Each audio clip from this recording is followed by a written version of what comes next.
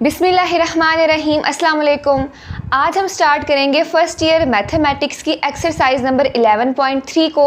अच्छा, इस चैप्टर का नाम है trigonometric functions and their graphs. तो हम इसी के बारे में कुछ ना कुछ जो है वो आज स्टडी करेंगे। सबसे पहली चीज़, इसका क्वेश्चन नंबर 1 है find the maximum and minimum values of the following functions.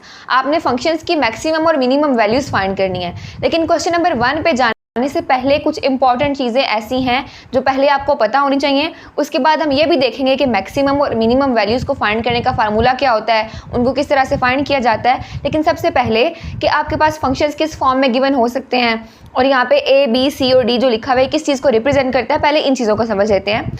आपके पास फंक्शन इस फॉर्म में भी हो सकता है ए प्लस बी साइन की फॉर्म में, ए प्लस बी कॉस थीटा की फॉर्म में, ए plus B sine C theta plus d की फॉर्म में, या ए प्लस बी कॉस सी थीटा प्लस डी की फॉर्म में। बाद में आहिस्ता आहिस्ता देखते हैं कि ए क्या है, बी क्या है, सी क्या है और डी क्या है। ये आपको सारे के सारे साइनोसॉइडल फंक्शन दिए हुए हैं, यानी इनकी वेव कुछ इस तरह से बनती है। बेशक वो साइन की फंक्शन हो, बेशक वो कोसाइन की फंक्शन हो, यानी कि कॉस के फंक्शन हो। तो यहाँ पे मैंने इनकी जनरल फॉर्म लिख रही है, यानी आपके पास कोई भी एक फंक्शन है F theta which is equal to A plus B sine C theta plus D. एक कोई भी मैंने साइनोसॉइडल फंक्शन ले लिया, उसकी जनरल फॉर्म मैंने लिख ली ए plus B sine C theta plus D. Okay हो गया। 11.1 में हमने देखा था, यहाँ पे मैंने आपको फंक्शन बताया था साइन सी एक्स की फॉर्म में, इस तरह से फंक्शन बताया था। x के साथ जो भी वैल्यू होती है वो होती है c। अब यहाँ पे x की जगह क्या है, थीटा है। थीटा की जगह कुछ भी हो सकता है, t भी हो सकता है, x भी हो सकता है, ये एंगल है कोई भी, ठीक हो गया। सो यहाँ पे c किस चीज़ को रिप्रेजेंट कर रहा है ये हम ऑलरेडी देख के आ चुके थे, लेकिन अभी बारी बारी फिर से चीज़ों को डिस्कस करते हैं। a क्या है, b क्या है, c क्या है और d क्या है। सबसे पहले आते हैं a पे। यहाँ पे मैंने ग्राफ बनाया हुआ है, ये इसका x एक्सिस है, ये इसका y एक्सिस है, ठीक है। मैं मेंशन भी कर देती हूँ, ये आ गया इसका x एक्सिस और ये आ गया इसका y एक्सिस। यहाँ पे आपको एक वेव बनी नज़र आ रही होगी। ओके हो गया। अच्छा, अब जो ग्राफ की मेन लाइन है ना वो आपको नज़र आ रही है, ये x वाली है, ये y वाली है। लेकिन मैंने ग्राफ थोड़ा ऊपर से शुरू किया है, एक न्यू ये रेड वाली लाइन बना के। अब इस चीज़ का क्या मतलब है, ये a से रिलेटेड है, इसको बोलते हैं वर्टिकल शिफ्ट। कि आप अपने ग्राफ को मेन लाइन से ऊपर शिफ्ट कर दो, वर्टिकल साइड पे शिफ्ट हुआ ना ग्राफ, ऊपर की तरफ शिफ्ट हो रहा है, यानी कि ये वर्टिकल साइड होती है ना, ये हॉरिजॉन्टल होती है। तो वर्टिकल साइड पे जो ग्राफ शिफ्ट हो रहा है उसी के हम बोलते हैं वर्टिकल शिफ्ट। और जहाँ से लेके मेन लाइन से लेके जहाँ तक ग्राफ शिफ्ट होता है ना उसको हम कहते हैं ए, उसको ए से रिप्रेजेंट करते हैं। यानी ए क्या है, आपके पास वर्टिकल शिफ्ट है। यहाँ से लेके यहाँ तक का जो डिस्टेंस होगा ना मेन लाइन से लेके इस रेड लाइन तक, जहाँ पे न्यू लाइन है, जहाँ से ग्राफ स्टार्ट हो रहा है, इसको हम कहते हैं वर्टिकल शिफ्ट। ओके हो गया। आई होप आपको ये चीज़ समझ आ गई होगी कि ए क्या है, वर्टिकल शिफ्ट है। मतलब कि ग्राफ को हमने वर्टिकली ऊपर की तरफ शिफ्ट कर दिया। वैसे ग्राफ यहाँ से स्टार्ट होता है मेन लाइन से, लेकिन हमने इसको ऊपर की तरफ शिफ्ट कर दिया। तो जितना डिस्टेंस है मेन लाइन से लेके जहाँ तक हमने शिफ्ट किया वहाँ तक, उसको बोलते हैं वर्टिकल शिफ्ट और ए से रिप्रेजेंट करते हैं उसको, इस फंक्शन के अकॉर्डिंग अगर देखा जाए तो। उसके बाद आ जाता है आपका बी, कि व्हाट इज़ बी। बी कहते हैं एम्पलीट्यूड को, ठीक है। बी किसको बोलते हैं, एम्पलीट्यूड को। अब एम्पलीट्यूड क्या चीज़ है, जो आपकी वेव की हाइट है ना, मैक्सिमम हाइट, उसको बोलते हैं एम्पलीट्यूड। आपकी वेव की जो मैक्सिमम हाइट है उसको क्या कहते हैं, एम्पलीट्यूड। अगर मैं इसको यहाँ पे रिप्रेजेंट करूँ तो मैक्सिमम हाइट क्या बन रही है इसकी, इस लाइन से आपने देखना है वर्टिकल शिफ्ट से ऊपर ऊपर, ये इसकी क्या बन रही है, मैक्सिमम हाइट। और ये क्या है, इसका एम्पलीट्यूड है। और इसको हम किससे रिप्रेजेंट करते हैं, बी से। सो बी इसका क्या है, एम्पलीट्यूड। ए क्या आ गया, वर्टिकल शिफ्ट, और बी क्या है, एम्पलीट्यूड है। उसके बाद नेक्स्ट देखते हैं सी को। अच्छा, आप इसकी हेल्प से ना पीरियड को फाइंड करते हो, और हम ऑलरेडी ये चीज़ देख के आ चुके हैं कि पीरियड क्या होता है।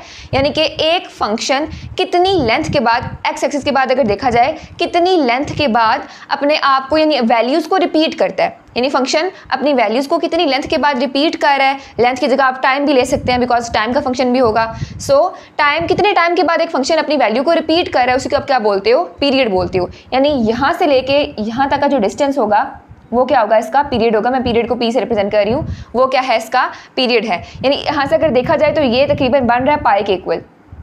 यानी अब यहाँ पे देखो, यहाँ से शुरू होके वापस से यहीं पे दोबारा फंक्शन अपनी वैल्यू को रिपीट करना स्टार्ट कर रहा है। यहाँ से स्टार्ट हो रहा है, अगर मैं यहाँ से यहाँ तक देखूँ तो वापस से यहाँ पे आके वही फॉर्म बन रही है ना अगेन, यानी फंक्शन अपनी वैल्यूज़ को रिपीट करेगा। सो इसको बोलते हैं पीरियड। तो सी की हेल्प से आप फाइंड करते हो पीरियड। और किस तरह से, अगर साइनोसॉइडल फंक्शन की फॉर्म में देखा जाए, हमने देखा था साइन, कॉस, सीकेंड और कोसेकेंड का पीरियड आप किस तरह से फाइंड करते हो। मैं यहाँ पे फार्मूला लिख देती हूँ पीरियड का, 2 पाई बाय सी से।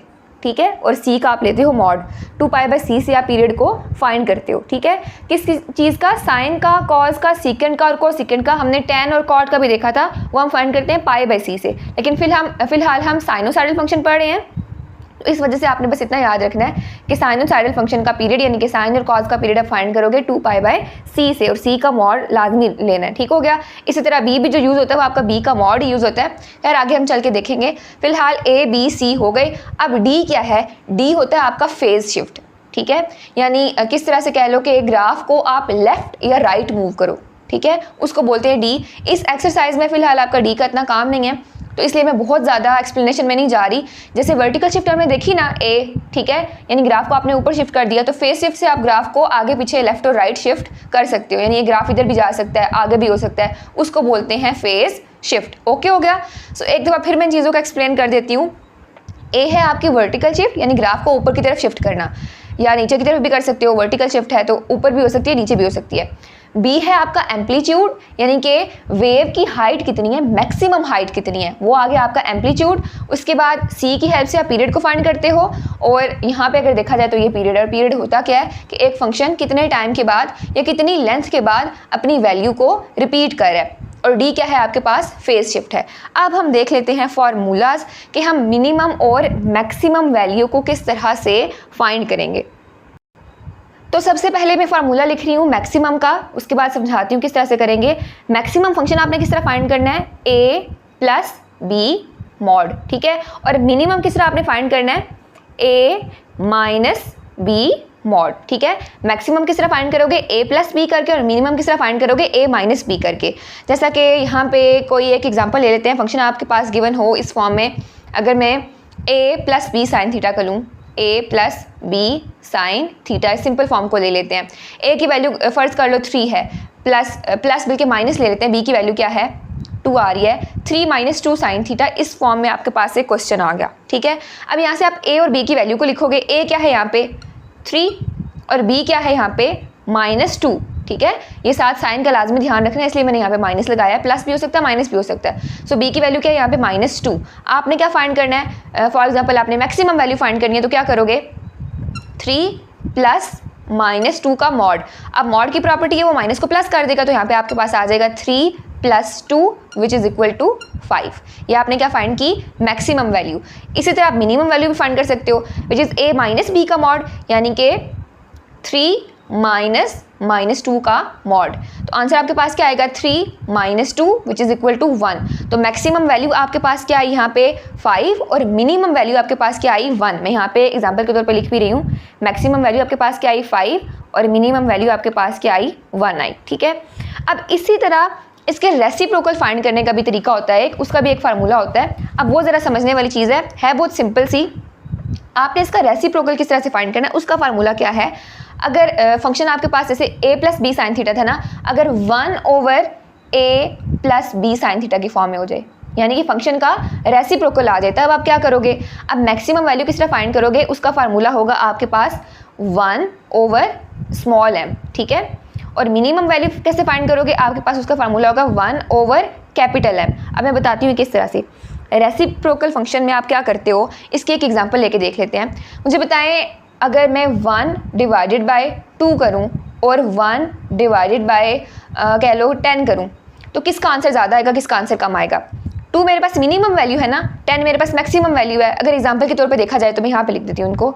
मैक्सिमम वैल्यू आपके पास क्या है, इन दोनों में से 10 और 2 में से बात कर रही हूँ, 1/2 1/10 की बात नहीं कर रही।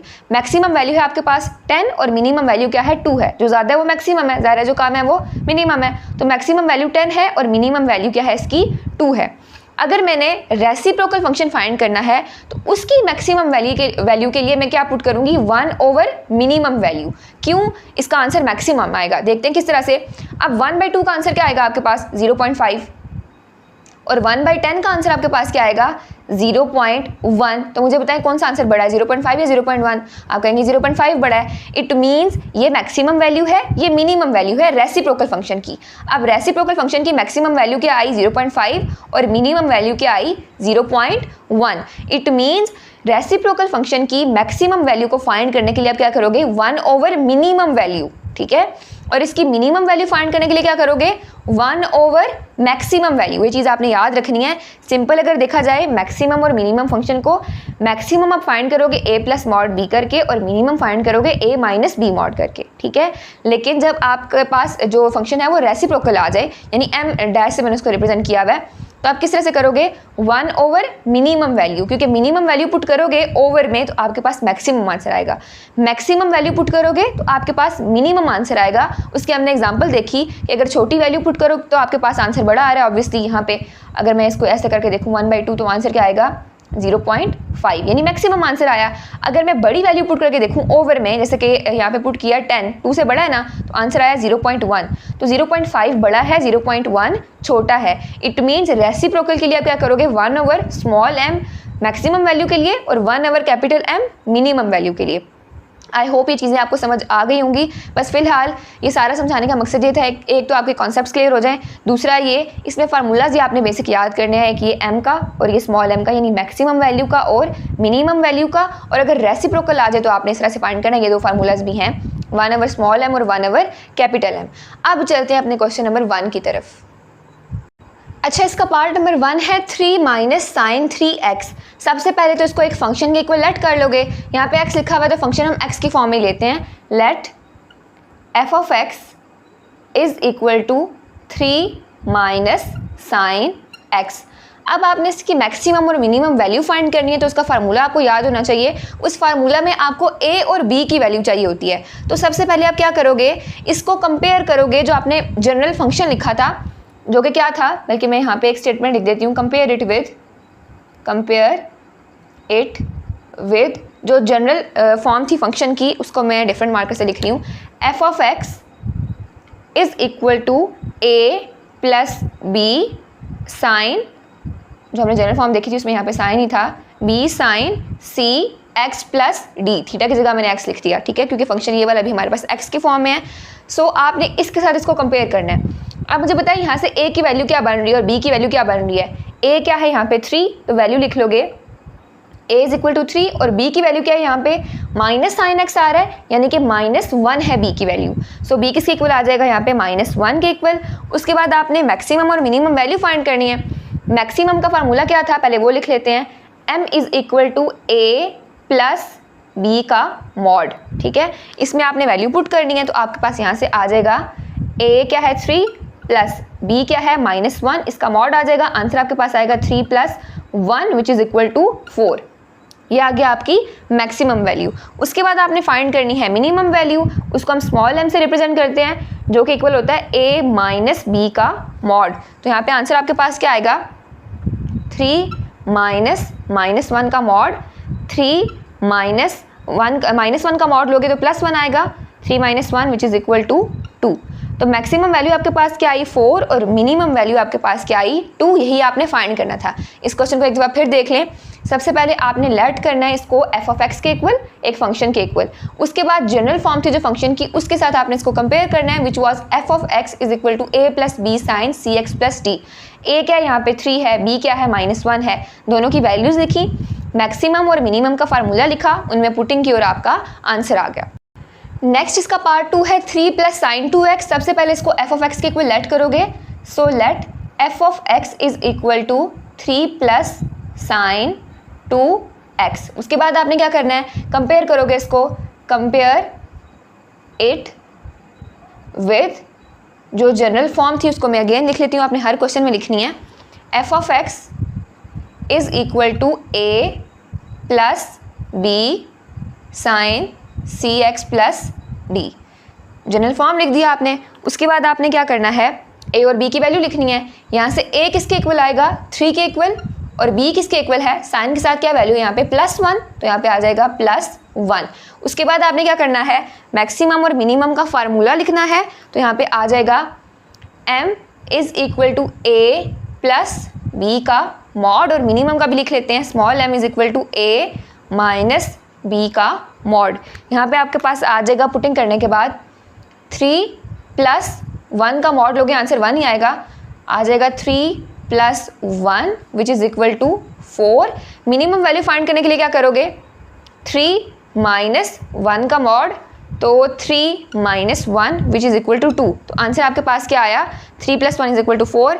मैक्सिमम का 4 आया, मिनिमम का 2 आया। ये था आपका पार्ट नंबर 2। इसका पार्ट नंबर 3 है 1/2 प्लस साइन 5x प्लस पाई। सबसे पहले लेट करोगे एफ ऑफ एक्स के equal. So let F of x is equal to 1/2 plus sine 5x plus pi. उसके बाद आपने क्या करना है, comparison. So compare it with जो जनरल फॉर्म है आपने वो लिखनी है, which was F of x is equal to A plus B sine C x plus D. ठीक हो गया। अच्छा, उसके बाद आपने क्या करना है, ए और बी की वैल्यू को लिखना है। तो ए यहाँ पे है 1/2 के इक्वल और बी है +1 के इक्वल। उसके बाद आपने लिखने हैं फार्मूलाज। मैक्सिमम वैल्यू का क्या था, m is equal to A plus B mod. इसी तरह मिनिमम का मैं यहाँ पे लिख लेती हूँ, small m is equal to A minus B का मॉड। तो इसकी वैल्यूज अब पुट करते हैं, देखते हैं आपके पास क्या आता है। यहाँ से ये आ जाएगा 1/2 प्लस 1 का मॉड, आंसर क्या आएगा, 1 ही आएगा। बस माइनस वाला मॉड आपने लाजमी लिखना है। 1 का मॉड लोगे आंसर आपके पास 1 ही आएगा। तो डायरेक्ट इसको मैं लिख रही हूँ, यह आ जाएगा, इसका आएगा LCM 2, ऊपर क्या आ जाएगा 1 एज इट इज़, प्लस 2 × 1 क्या हो जाएगा 2। तो आंसर आएगा यहाँ पे 3/2। ये आ गई आपकी मैक्सिमम वैल्यू। अब फाइंड करते हैं मिनिमम वैल्यू को।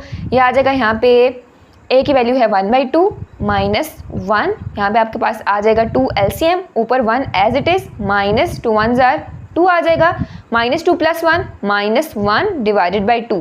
तो मिनिमम वैल्यू आपके पास क्या आ गई, -1/2। नेक्स्ट पार्ट नंबर 4 देख लेते हैं, which is 3/2 plus cos x minus π/4। तो सबसे पहले आप इसको लेट कर लोगे एफ ऑफ एक्स के equal. So let F of x is equal to 3/2 plus cos x minus π/4। उसके बाद आपने कंपैरिजन करना है। सो कंपेयर इट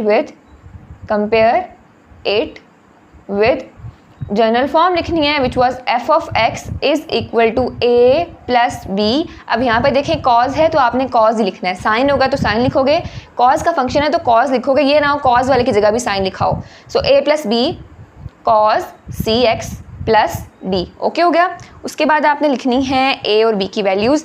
यहाँ पे ए किसके इक्वल है आपके पास 3/2 के, और बी किसके इक्वल है 1 के। ठीक हो गया। उसके बाद आपने लिखने हैं फार्मूलाज। मैक्सिमम का होता है ए प्लस बी का मॉड, और मिनिमम का क्या होता है ए माइनस बी का मॉड। ठीक है, minimum is equal to A minus B का मॉड। पुटिंग करोगे आपका आंसर आ जाएगा 3/2 प्लस 1 का मॉड लोगे आंसर 1 ही आएगा।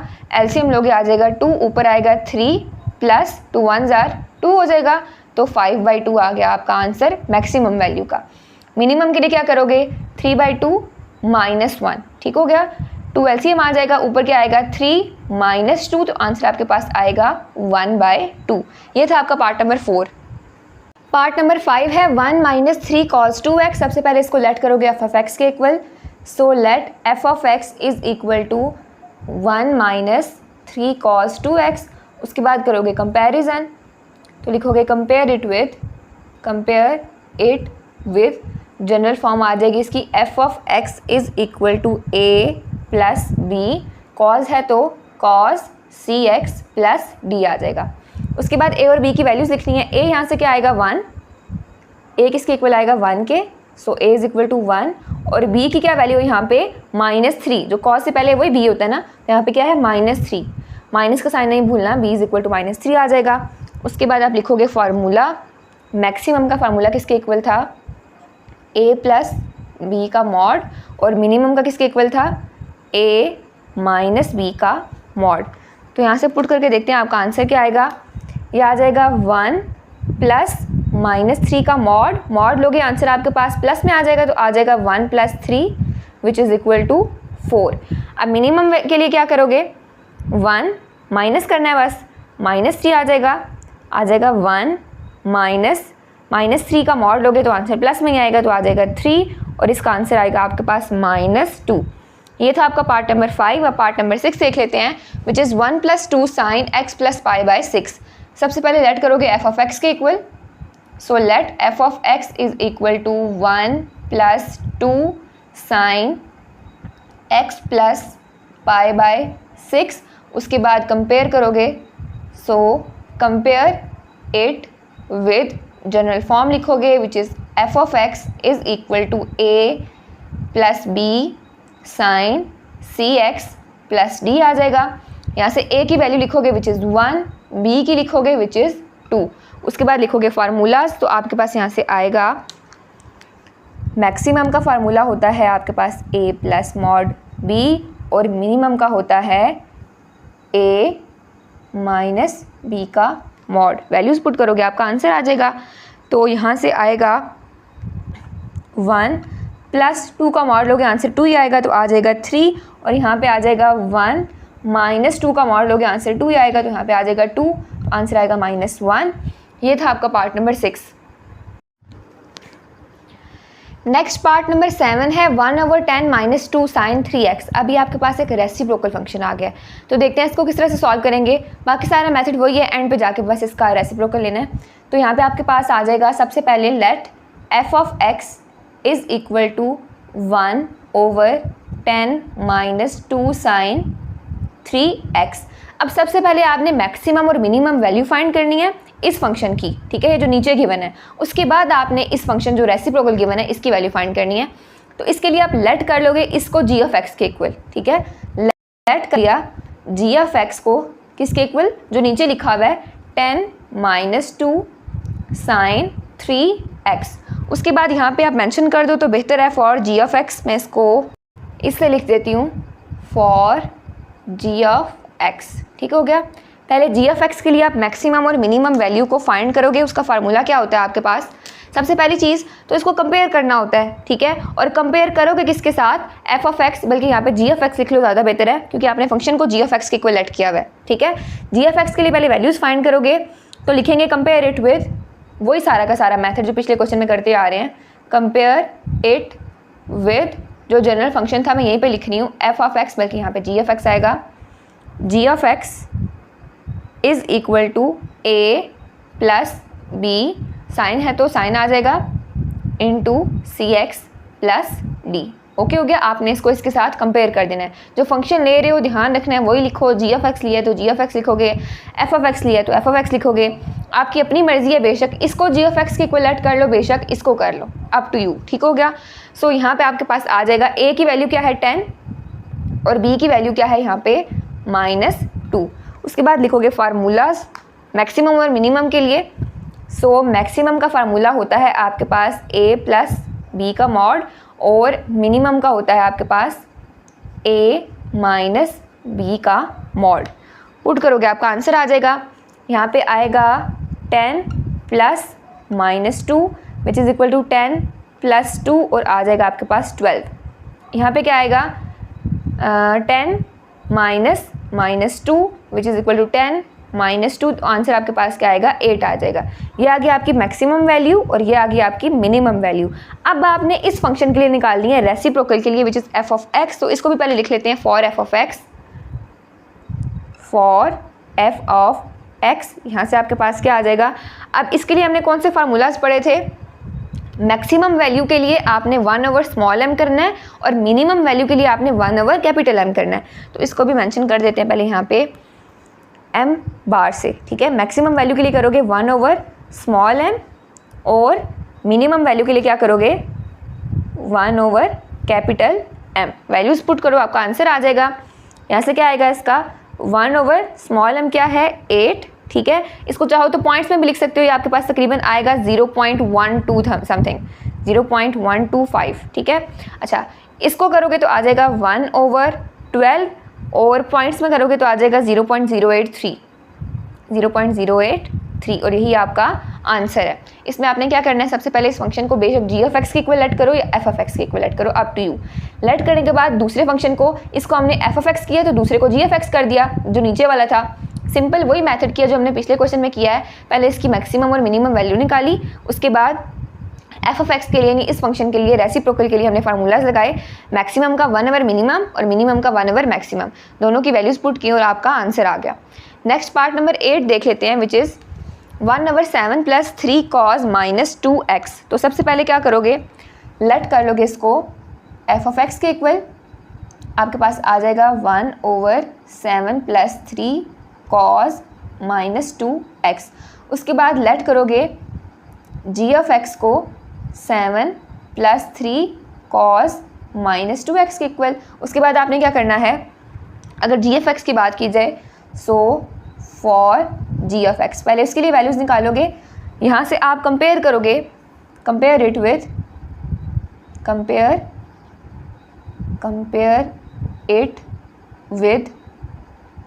cos का फंक्शन है तो आ जाएगा a + b cos cx + d। Values लिखोगे, a की क्या है 7, b की क्या है 3, तो यहाँ पे फार्मूलाज लिखोगे। उसके बाद मैक्सिमम का होता है a + b का मॉड और मिनिमम का होता है a - b का मॉड। तो यहाँ से आपके पास आ जाएगा 7 + 3 विच इज़ इक्वल टू 10 और यहाँ आ जाएगा 7 - 3 विच इज़ इक्वल 4। ठीक हो गया। उसके बाद आपने क्या करना है, f ऑफ x के लिए वैल्यूज़ निकालनी है। सो मेंशन कर देते हैं for f of x, for इसको ज़रा सा ऊपर लिख लूँ मैं, फॉर f ऑफ x। याद रखना ये आपकी m की वैल्यू है कैपिटल और ये स्मॉल, मैक्सिमम और मिनिमम। उसके लिए फार्मूलाज लिख लेते हैं। क्या था 1/m मैक्सिमम के लिए और 1/M मिनिमम के लिए। ठीक है, इसको मैं अगर इस तरह से लिखूं, minimum is equal to 1/M। आगे इसको करते हैं सॉल्व। इसको मैं ज़रा बल्कि नीट करके लिख लेती हूँ, कंफ्यूज नहीं होना बस आप लोगों ने। यहाँ पे आ जाएगा मिनिमम जो m है वो किसके इक्वल आएगा 1/मैक्सिमम के। फार्मूलाज में पुटिंग करनी है, आपका आंसर आ जाएगा, यहाँ पे आ जाएगा 1/10 विच इज़ इक्वल टू 0.1 और यहाँ पे आप क्या, बल्कि यहाँ पे 1/4 आता है, 1/10 नहीं आता। यहाँ पे 1/ मिनिमम वैल्यू है। सो आ जाएगा आपके पास 1/4 विच इज़ इक्वल टू 0.25 और 1/10 विच इज़ इक्वल टू 0.1। ये था आपका part number 8। Next part number 9 है 1/5 - 3 cos 3x - 1। सबसे पहले इसको लेट कर लोगे f ऑफ x के equal. So let f of x is equal to 1/5 - 3 cos 3x - 1। उसके बाद क्या करोगे, इसको लेट करोगे g ऑफ x के equal. So let g of x is equal to 5 - 3 cos 3x - 1। उसके बाद आपने g ऑफ x के लिए वैल्यूज़ फाइंड करनी है, तो पहले लिख लेते हैं for g of x, for g of x। अच्छा, उसके बाद कंपेयर करोगे इसको किसके साथ, compare it with general function था आपके पास g ऑफ x की फॉर्म में लिखोगे is equal to a plus b। अगर पिछले क्वेश्चन में मैंने गलती से f ऑफ x लिखा हुआ तो g ऑफ x लिख देना, मुझे याद नहीं है, बट g ऑफ x ही लिखना है क्योंकि आप g ऑफ x के लिए वैल्यूज़ फाइंड कर रहे हो। a plus b cos cx plus d। Okay हो गया। उसके बाद a और b की वैल्यूज़ लिखनी है। a है यहाँ पे 5 और b है यहाँ पे -3। देन आप लिखोगे फार्मूला मैक्सिमम और मिनिमम का। Maximum is equal to a plus b का मॉड और minimum is equal to a minus b का मॉड। यहाँ पे आपके पास आंसर आ जाएगा इसका 5 + -3 का मॉड, यानी कि 5 + 3 विच इज़ इक्वल टू 8। ठीक है, ये आ गई मैक्सिमम की वैल्यू। यहाँ पे करोगे मिनिमम को, 5 - -3 का मॉड आ जाएगा 5 - 3 विच इज़ इक्वल टू 2। ये आ गई मिनिमम की वैल्यू। अब आपने निकालनी है f ऑफ x के लिए, तो यहाँ पे लिख लेते हैं for f of x। Maximum का फार्मूला क्या होता है, maximum is equal to 1/m और minimum is equal to 1/M। Formula में पुट इन करोगे आपका आंसर आ जाएगा। यहाँ पे आएगा आपके पास 1/m की वैल्यू क्या है 2, तो 1/2 लिखोगे और यहाँ पे आपके पास इसका आंसर आ जाएगा 0.5। इसकी जगह क्या लिखोगे 1/8। कैलकुलेटर पे इसको करके देख लेना है, 1/8 करोगे आंसर आपके पास आएगा 0.125। ये था आपका पार्ट नंबर 9 और यहाँ पे आपका क्वेश्चन नंबर 1 भी कंप्लीट होता है। नेक्स्ट क्वेश्चन नंबर 2 है the temperature T in degree Celsius of a certain city varies throughout a day according to the equation t t यानी टी कैपिटल टी टेम्परेचर को रिप्रेजेंट कर रहा है और स्मॉल टी टाइम को, is equal to 13/2 sine π/6t minus π/9 plus 15। Equation आपको given है where t is the time in hours with t is equal to 0 corresponding to midnight. अब आपने करना क्या है, क्वेश्चन बहुत ज़्यादा लेंथी था तो मैंने सारा नहीं लिखा, इसका पार्ट ए और पार्ट बी आपने सॉल्व करना है।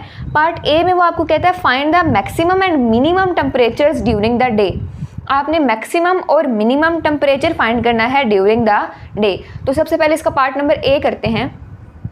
पार्ट ए में आपको क्या कह रहा है, टेम्परेचर आपको ऑलरेडी बताया हुआ है एक सर्टेन सिटी का जो वेरी कर रहा है, ठीक है। इक्वेशन आपको ऑलरेडी गिवन है। अब यहाँ से आप ए और बी की वैल्यू को लिखोगे सबसे पहले, उसके बाद मैक्सिमम और मिनिमम वैल्यू फाइंड करोगे। अब यहाँ पे देखें इक्वेशन किस फॉर्म में गिवन है, ये +15 बाद में आ रहा है।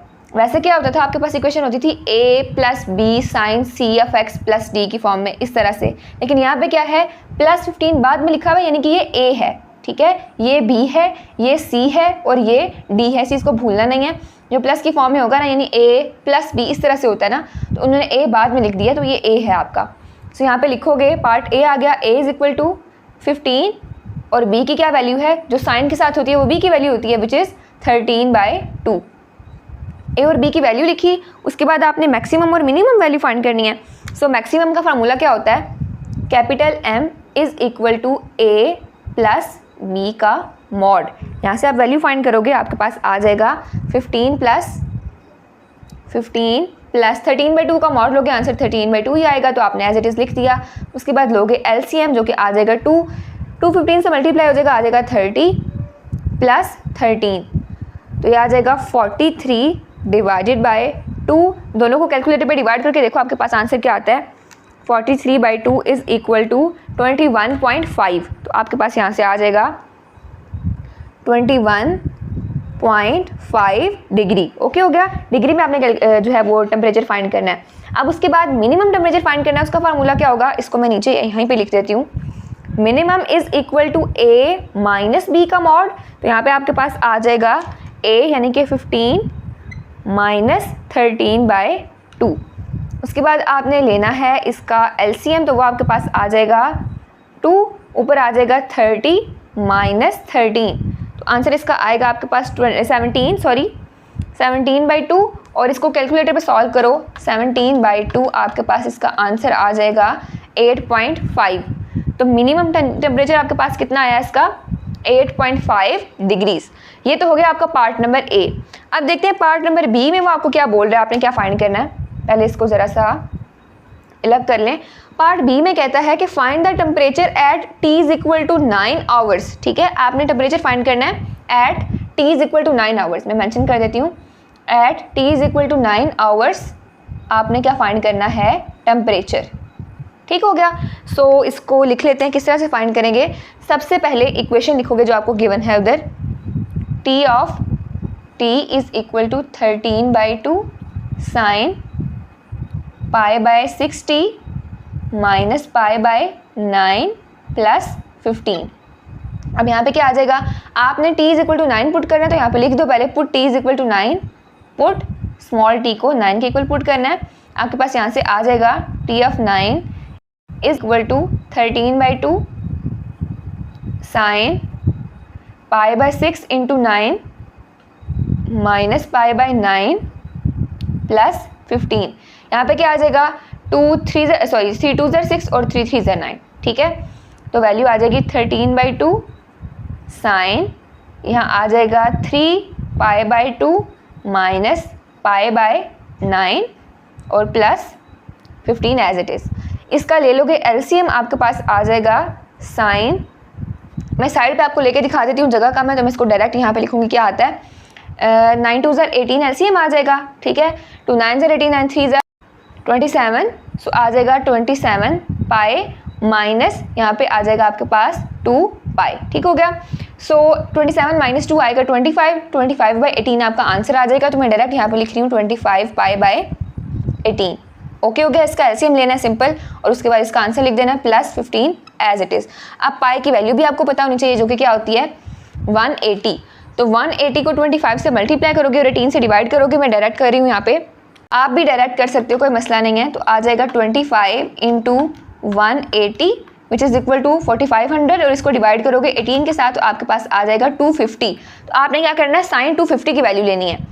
13/2 साइन 250 और साइन 250 का आंसर आपके पास क्या आ जाएगा यहाँ से, साइन 250 इज इक्वल टू -0.93969। तो मैं यहाँ पे लिख रही हूँ +15 एज इट इज़। ये आपके पास आ गया 13/2 और साइन 250 का आंसर क्या आया आपके पास, -0.9396। इसको यहीं तक रहने देते हैं, ओके हो गया। अच्छा, +15 एज इट इज़। अब आपने क्या करना है, पहले इसको मल्टीप्लाई करो 13 के साथ, जो आंसर आएगा उसको 2 पे डिवाइड करो। इसको अगर मल्टीप्लाई करो आप 13 से तो डिवाइड करो 2 के साथ, आपके पास आ जाएगा -6.10800। ठीक हो गया। सो यहाँ पे आएगा, सिंपल कैलकुलेशन है, कैलकुलेटर पे सॉल्व करना है और कुछ भी नहीं है। ये आ जाएगा -6.10800 -6.10800 प्लस 15 में से इसको माइनस करोगे आपके पास इसका आंसर आ जाएगा 8.89। ठीक हो गया। और ये आपका आंसर है। ये आपने किसकी वैल्यू फाइंड की, T(9) की, विच इज़ 8.89। इस क्वेश्चन को एक बार फिर देख लेते हैं। पार्ट ए में उसने आपसे मैक्सिमम और मिनिमम वैल्यू पूछी हुई थी। इक्वेशन आपको ऑलरेडी क्वेश्चन में गिवन है, तो इक्वेशन आपने यहाँ से इक्वेशन की हेल्प से ए और बी की वैल्यू लिखी। ए 15 है और बी 13/2 है। सिंपल, जैसे हमने पिछला सारा क्वेश्चन किया क्वेश्चन नंबर 1, वैसे ही करके आपने मैक्सिमम और मिनिमम वैल्यू फाइंड की। उसके बाद पार्ट बी में वो आपको कह रहा है कि T = 9 आवर्स पे आपने टेम्परेचर फाइंड करना है, यानी टाइम जब 9 घंटे आपने टेम्परेचर फाइंड करना है। सो आप क्या करोगे, सिंपली इस इक्वेशन में T की जगह पे, स्मॉल t की जगह पे 9 पुट कर दोगे। आगे सिंपल कैलकुलेशन करके आपका आंसर आ जाएगा 8.89। ये था आपका question number 2। Next question number 3 है आपका। इसकी स्टेटमेंट काफ़ी ज़्यादा लंबी है, इस वजह से मैं इसको बुक से पढ़ूंगी। डायग्राम मैंने आपके अंडरस्टैंडिंग के लिए बना दी है, जो कि आपने लाजमी बनानी है।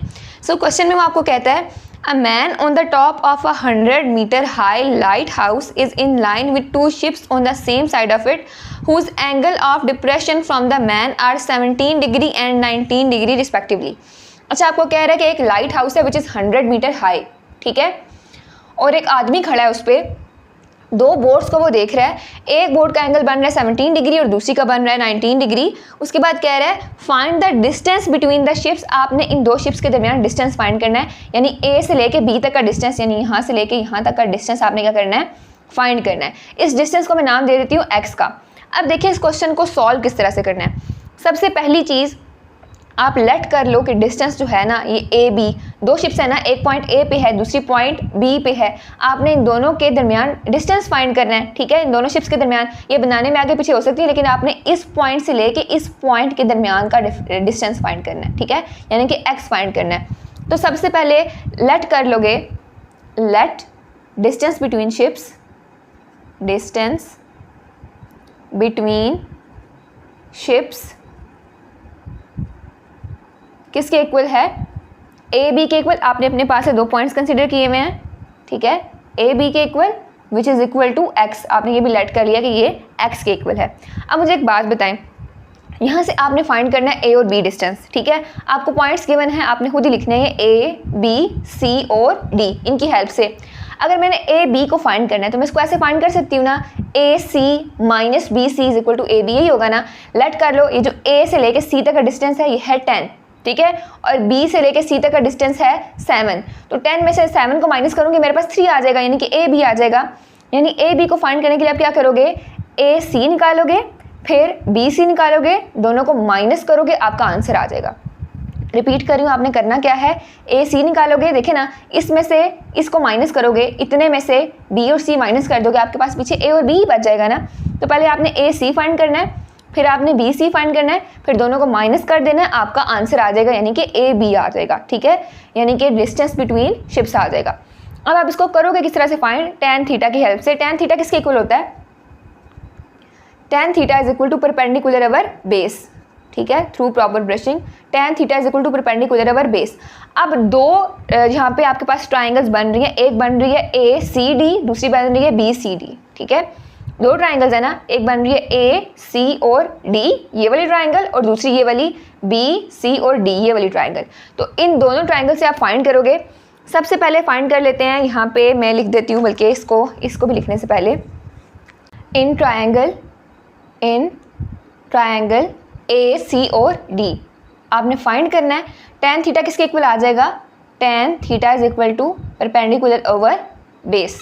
ये आ गया इसका परपेंडिकुलर, ये आ गया इसकी बेस और ये आ गया इसका हाइपोटेन्यूज। अच्छा उससे भी पहले बी और सी का जो डिस्टेंस है उसको आप लेट कर लो वाई के इक्वल, ठीक है। बी से लेके जो सी तक है यानी इस पॉइंट तक का जो डिस्टेंस बन रहा है वो आपके पास क्या है, वाई आपने लेट कर लिया। जैसे ए से बी एक्स है और बी से सी क्या है, वाई है। अब यहाँ पे मुझे बताएं थीटा किसके इक्वल है, 17 डिग्री के इक्वल, ठीक है।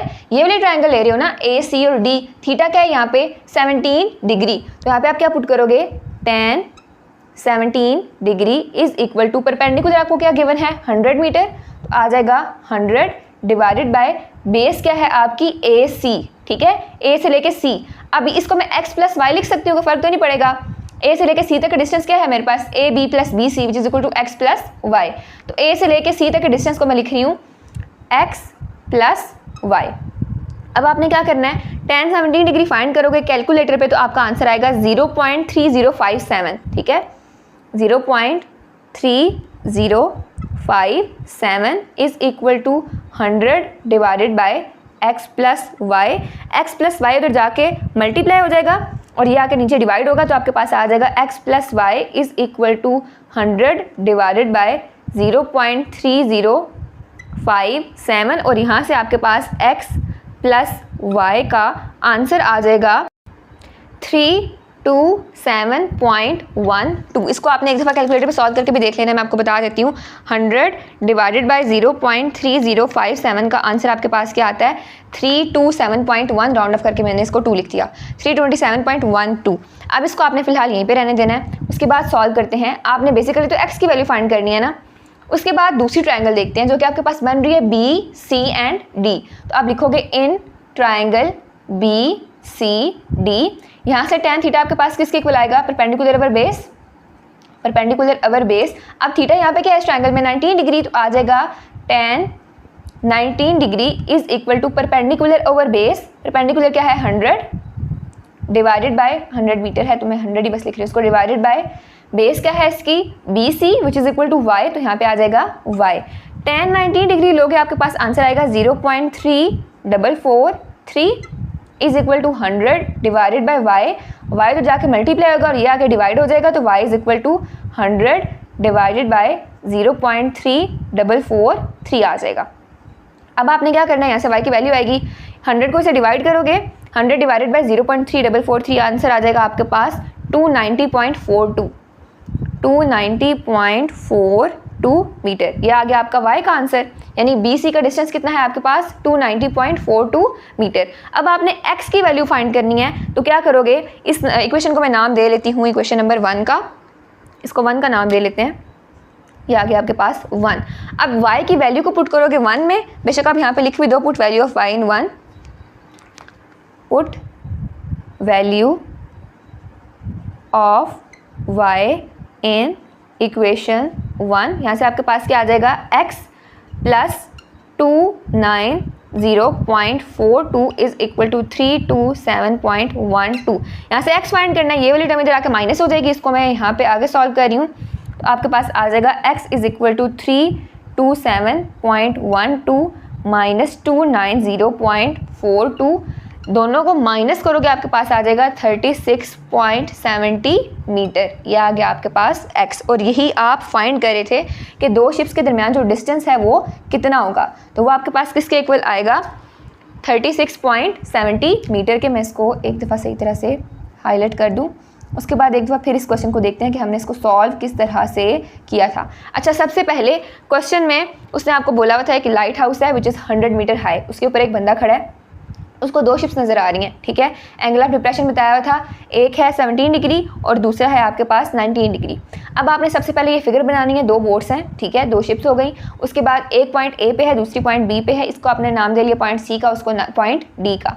यहाँ पे आपने मेंशन कर दिया 100 मीटर हाई है, ए से बी तक के डिस्टेंस को आप लेट कर लोगे x और b से c को लेट कर लोगे y के इक्वल। आपने फाइंड करना है x a और b के दरमियान जो डिस्टेंस है, यानी दो शिप्स के दरमियान जो डिस्टेंस है। उसके लिए दो ट्रायंगल्स आपको नजर आ रही हैं, एक है ACD और दूसरी है BCD। आप क्या करोगे, दोनों को बारी बारी लोगे और tan थीटा की हेल्प से यहाँ से वैल्यूज फाइंड कर लोगे। सबसे पहले आएगा tan theta is equal to perpendicular over base, perpendicular है 100 डिवाइडेड बाय बेस क्या बन रही है इस ट्रायंगल की ट्राइंगल ACD की बात की जाए तो AC which is equal to x plus Y, तो यहाँ पे आपने लिख दिया x प्लस वाई, यहाँ से x प्लस वाई की वैल्यू को निकालोगे विच इज़ इक्वल टू 327.12, इसको आपने नाम दे लिया क्वेश्चन नंबर 1 का। उसके बाद आपने क्या करना है, ट्राइंगल BCD को फाइंड करना है, इसको सॉल्व करना है, बल्कि आ जाएगा tan theta is equal to perpendicular पर बेस, परपेंडिकुलर 100 है, बेस इसकी क्या है y, तो वो आपने लिख दिया। यहाँ से y की वैल्यू कैलकुलेट की, इक्वेशन नंबर 1 में पुट की, तो यहाँ से आपका x निकल आएगा जो कि दो शिप्स के दरमियान डिस्टेंस है विच इज़ 36.70 मीटर। ये था आपका क्वेश्चन नंबर 3। नेक्स्ट है क्वेश्चन नंबर 4, इसको मैं बुक से रीड कर रही हूँ। P and Q are 2 points in a line with a tree if the distance between P and Q be 30 meter and the angles of elevation of the top of the tree at P and Q be 12 and 15 degree respectively. Find the height of the tree. अच्छा, question में सबसे पहले वो आपको कह रहा है कि P और Q दो पॉइंट्स हैं एक लाइन में विद अ ट्री, ठीक है। यहाँ पे ये फॉर एग्जांपल ट्री है, इस जगह पे ट्री है R और S की जगह। R और S पॉइंट्स मैंने अपने पास से लिखे हैं, P और Q उसने ऑलरेडी क्वेश्चन में बताए हुए थे। उसके बाद वो कह रहा है कि जो एंगल बन रहा है P और Q का, वो एक का बन रहा है 12 डिग्री, दूसरे का बन रहा है 15 डिग्री, ठीक है। ट्री से लेके जो एंगल बन रहा है P और Q तक का, एक बन रहा है 12 डिग्री, यानी P का 12 बन रहा है और Q का 15 बन रहा है। आपने क्या करना है, ट्री की हाइट को फाइंड करना है, यानी कि R से लेके S तक का जो डिस्टेंस है ना, ये वाला, ये आपने करना है फाइंड, ठीक है। इसको मैं नाम दे देती हूँ H का, ये आपने फाइंड करना है। अब देखते हैं किस तरह से करेंगे। आपके पास गिवन क्या क्या चीज़ें हैं। सबसे पहली चीज़ आपने लेट कर ली हाइट ट्री की R और S, ठीक है। अपने पास से पॉइंट्स लिखे हैं ना, तो लेट कर लोगे, late height of the tree is height of tree is equal to RS, जिसको आपने एज का नाम दे दिया और वो आपने फाइंड करना है। ओके हो गया। दूसरी चीज़, ये तो मैंने खुद से ही लिखा है, बस यहाँ तक रहने दो, एज वो आपने फाइंड करना है। उसके बाद distance between P and Q दिया हुआ क्वेश्चन में ऑलरेडी गिवन है 30 मीटर, ठीक है। डिस्टेंस कितना दिया है P और Q के दरमियान, 30 मीटर। अब आपने हाइट को फाइंड करना है, तो उस चीज़ के लिए आपको Q और R का डिस्टेंस भी पहले लेट करना पड़ेगा। उसको लेट कर लो y के इक्वल। जो Q और R के दरमियान डिस्टेंस है वो किसके इक्वल है, y के इक्वल।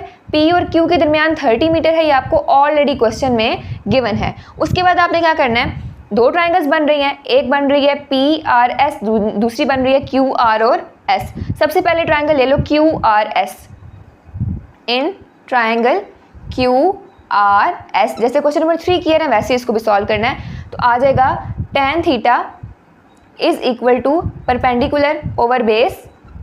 परपेंडिकुलर क्या है, 8, जो कि आपने फाइंड करना है, डिवाइडेड बाय बेस क्या है QR की, y आ जाएगा यहाँ पे, और tan आ जाएगा यहाँ पे 15 डिग्री। tan 15 डिग्री लोगे, आपके पास इसका आंसर आएगा।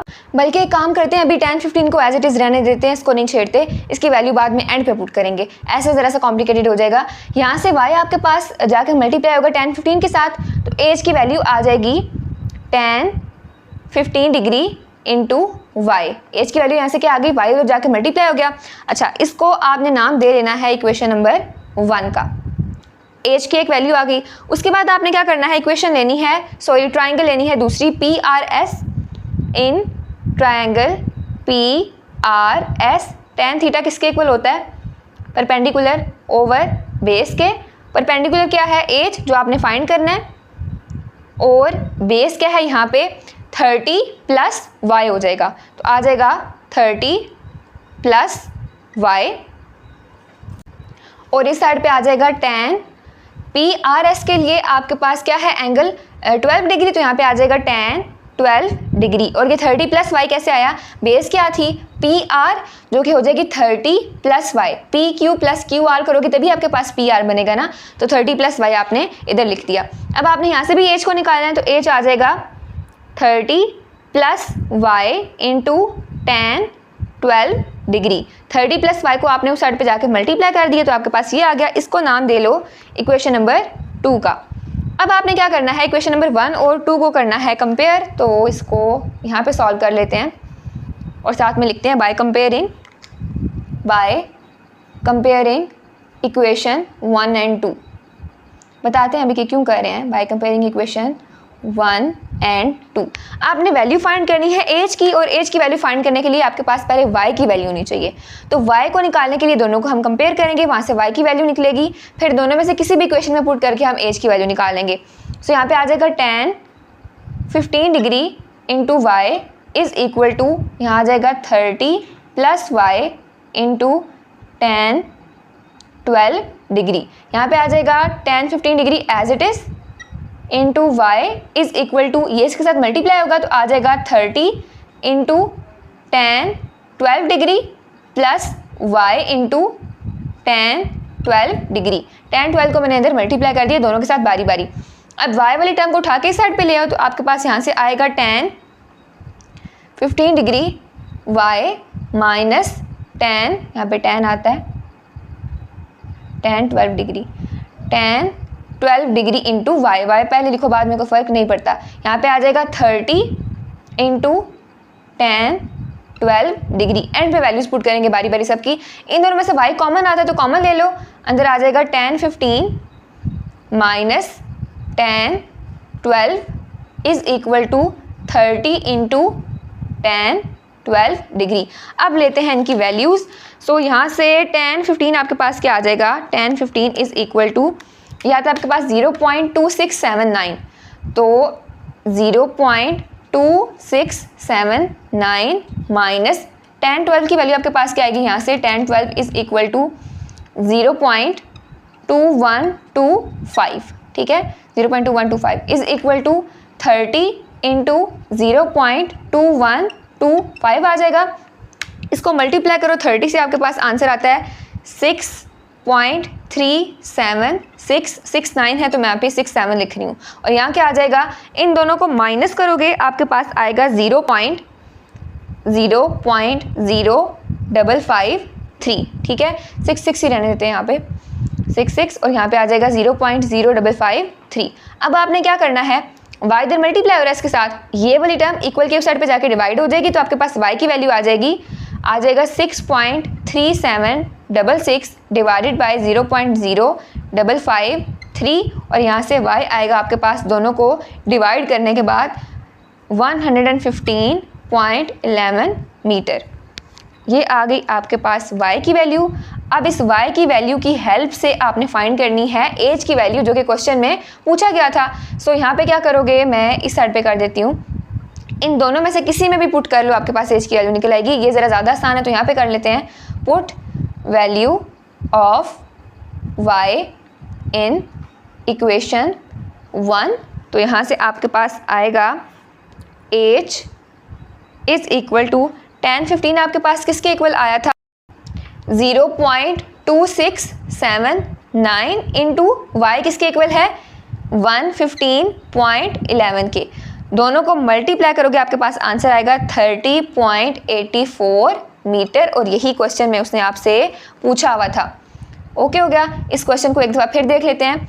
क्वेश्चन में आपको एक ट्री की हाइट के बारे में बताना है कि वो कितनी है। 2 पॉइंट सी में पी और क्यू, उन दोनों के दरमियान डिस्टेंस दिया हुआ है 30 मीटर, पी का एंगल दिया हुआ है 12 और क्यू का दिया हुआ है 15 डिग्री। तो आपने क्या करना है, सबसे पहले ये फिगर ड्रॉ करनी है, उसके बाद हाइट फाइंड करने के लिए दोनों ट्राइंगल्स को सॉल्व करना है। 2 ट्राइंगल्स बन रही हैं, एक है PRS, दूसरी है QRS। पहले QRS को ले लेंगे। tan theta is equal to perpendicular over base, perpendicular है आपके पास एज और बेस इसकी क्या आ रही है y, जो कि आपने लेट कर ली, तो एज ओवर y आ जाएगा। यहाँ से एज की वैल्यू निकालोगे, फिर दूसरी ट्रायंगल को सॉल्व करके वहाँ से भी एज की वैल्यू निकालोगे। देन उसके बाद दोनों इक्वेशंस को आपने करना है कंपेयर, इसको भी और इसको भी। कंपेयर करने के बाद यहाँ से आपके पास y की वैल्यू निकलेगी। उस y की वैल्यू को चाहो तो 1 में पुट करो, चाहो तो 2 में पुट करो। 1 वाला ज़रा ज़्यादा सिंपल है, तो हमने इक्वेशन नंबर 1 में पुट करके यहाँ से h की वैल्यू निकाली, विच इज़ 30.84 मीटर, और यही उसने हमसे पूछी हुई थी। ये था आपका क्वेश्चन नंबर 4। नेक्स्ट है question number 5, which is a giant Ferris wheel has a diameter of 60 feet. एक जाइंट फेरिस व्हील है जिसका डायामीटर आपको दिया हुआ है 60 फीट। डायामीटर क्या होता है, यहाँ से लेकर यहाँ तक का जो डिस्टेंस है ये आपका डायामीटर है, विच इज़ 60 फीट। उसके बाद कह रहा है the lowest point of the wheel is located 6 feet above the ground. जो इस व्हील का लोएस्ट पॉइंट है, यानी सबसे नीचे जो आ रहा है, यानी ये वाला पॉइंट, ये ग्राउंड से कितना दूर है, 6 फीट दूर है। ये आपका ग्राउंड है, ठीक है, जहाँ पे ये रेड लाइन लगी हुई है ये ग्राउंड है। लोएस्ट पॉइंट ग्राउंड से कितना दूर है, 6 फीट। उसके बाद कह रहा है the wheel completes 1 full revolution every 80 seconds, यानी एक चक्कर कब कंप्लीट कर रहा है ये व्हील, आफ्टर 80 सेकेंड्स, यानी कि पीरियड भी आपको दिया हुआ है which is 80 seconds. Part number A में वो कह रहा है आपको model an equation that represent the height h t of a rider on the Ferris wheel at any given time t. किसी भी टाइम टी के ऊपर आपने एक इक्वेशन बनानी है। जैसे हमने जनरल फॉर्म पढ़ी थी ना, f of x is equal to A plus B sine आगे सी एक्स प्लस डी की फॉर्म में या कॉज की फॉर्म में आ रही थी इक्वेशन, तो वो इक्वेशन आपने बनानी है। अब उस इक्वेशन को बनाने से पहले ज़ाहिर आपको ए भी आना चाहिए, बी भी पता होना चाहिए, सी भी पता होना चाहिए, लेकिन डी इस केस में 0 होगा बिकॉज इस केस में कोई फेस शिफ्ट नहीं हो रही। सो देखते हैं आगे किस तरह से। पार्ट नंबर ए इसका सॉल्व करते हैं। इक्वेशन को बनाने के लिए पहले सारी चीज़ें आपको फाइंड करनी पड़ेंगी। सो डायामीटर आपको व्हील का कितना दिया हुआ है, 60 फीट, जो क्वेश्चन में गिवन है, ठीक है। डायामीटर ऑफ द व्हील मैं लिख देती हूँ इसको, डायामीटर ऑफ द व्हील कितना दिया हुआ है, 60 फीट। आपने फाइंड क्या चीज़ करनी है, ए बी और सी। सबसे पहले बी फाइंड कर लेते हैं, यानी इसका एम्पलीट्यूड फाइंड कर लेते हैं। एम्पलीट्यूड क्या होता है, जो वेव का हाईएस्ट पॉइंट आ रहा होता है, मतलब मैक्सिमम हाइट आ रही होती है। मैक्सिमम हाइट जो होती है वेव की, वही आपका एम्पलीट्यूड होता है ना। तो यहाँ पे मैक्सिमम हाइट क्या बन रही है इसकी, या तो यहाँ से लेके यहाँ तक, अगर इसकी बेस तक बात की जाए तो ये कहाँ से शुरू हो रहा है, यहाँ से लेके यहाँ तक ही बन रही है इसकी मैक्सिमम हाइट, या यहाँ से यहाँ तक कर लो, यहाँ से यहाँ तक कर लो, तो ये क्या बन रहा है, हाफ इसका डायमीटर का, which is called radius. Diameter का हाफ क्या होता है, रेडियस होता है। इट मीन्स आपको 60 फीट का हाफ करना पड़ेगा, तभी आपके पास एम्पलीट्यूड आएगा। मैं इसको रिपीट कर रही हूँ, आपने एम्पलीट्यूड फाइंड करना है, विच इज़ बी। बी आपके पास एम्पलीट्यूड होता है ना। अब वो किस तरह से आप फाइंड करते हो, यहाँ पे डायमीटर आपको गिवन है, एम्पलीट्यूड मीन्स हाईएस्ट, सॉरी जो मैक्सिमम हाइट होती है, नॉट हाईएस्ट, मैक्सिमम हाइट होती है एक वेव की, ऐसे था ना, ये वेव थी, तो इस वेव की जो मैक्सिमम हाइट है वही इसका एम्पलीट्यूड है। तो यहाँ पे मैक्सिमम हाइट इसकी कितनी आ रही है, यहाँ से लेके यहाँ तक आ रही है, या यहाँ से यहाँ तक कर लो, यानी डायमीटर का हाफ आ रही है, विच इज़ रेडियस। तो कैसे फाइंड करोगे, 60 डिवाइडेड बाई 2 करके। डायमीटर का हाफ लोगे तो आपके पास इसका आंसर आ जाएगा 30 फीट, यानी कि बी आपके पास क्या आया, 30 फीट। ओके हो गया, एक चीज़ फाइंड हो गई। अब आपने ए फाइंड करना है। ए क्या होता है आपके पास, वर्टिकल शिफ्ट होती है, ठीक है। यहाँ पे मेंशन कर दो तो ज़्यादा बेहतर है कि बी होता है एम्पलीट्यूड और ए क्या होती है, वर्टिकल शिफ्ट होती है। अब वर्टिकल शिफ्ट कहाँ से कहाँ तक शिफ्ट हो रहा है, वर्टिकल शिफ्ट ग्राफ की हेल्प से हमने देखी थी कि अगर ये मेन लाइन है और आपका ग्राफ यहाँ से स्टार्ट हो रहा है तो इतनी इसकी क्या है, वर्टिकल शिफ्ट है। लेकिन इसके मामले में हम कैसे देखेंगे, ये आपके पास होगा 6 प्लस 30। वर्टिकल शिफ्ट कितनी आ रही है, यहाँ से लेके यहाँ तक, ठीक है। ये उसने ऑलरेडी आपको क्वेश्चन में बता दिया है कि ग्राउंड से लेके इसके लोएस्ट पॉइंट तक का जो डिस्टेंस है वो है 6 फीट, यानी यहाँ से लेके तो यहाँ तक का जो डिस्टेंस है वो कितना है, 6 फीट है, ठीक है। और अगर मैं इसके डायमीटर की बात करूँ, इसको मैं अगर बाहर बना दूँ, इधर ये जो इसका डायमीटर है यहाँ से लेके यहाँ तक, ठीक है, इसको मेंशन कर रही हूँ, ये आपके पास था 60 फीट, तो आपके पास इसका रेडियस आ गया, यानी एम्पलीट्यूड आ गया 30 फीट। अब आप फाइंड करना चाह रहे हो इसकी वर्टिकल शिफ्ट, तो उसके लिए क्या करोगे, height of the centre of Ferris wheel above the ground आपने फाइंड करनी है, ठीक है। Height of centre of Ferris wheel above the ground, वही उसकी वर्टिकल शिफ्ट है, यानी कि ए है। तो आपको ग्राउंड से लेके यहाँ तक का डिस्टेंस फाइंड करना है वर्टिकल शिफ्ट के लिए, ग्राउंड से लेके यहाँ तक का डिस्टेंस। अब यहाँ से यहाँ तक तो आप फाइंड कर चुके हो, which is amplitude, which is 30 feet, लेकिन ग्राउंड से लेके लोएस्ट पॉइंट तक का उसने क्वेश्चन में बताया हुआ था, विच इज़ 6 फीट। तो आप 30 में 6 को ऐड करोगे, आपकी वर्टिकल शिफ्ट आ जाएगी, यानी कि आप करोगे 30 plus 6 which is equal to 36 feet. ये आपके पास आ गया ए।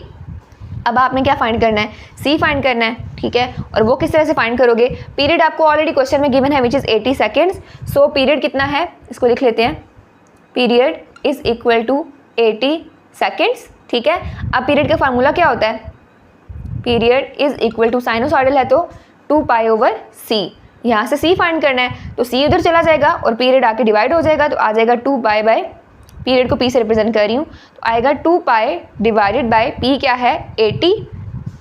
यहाँ से आपका आंसर आ जाएगा 2 1 0 1 2 4 0 8 और यहाँ पे 0, तो आ जाएगा C is equal to pi by 40।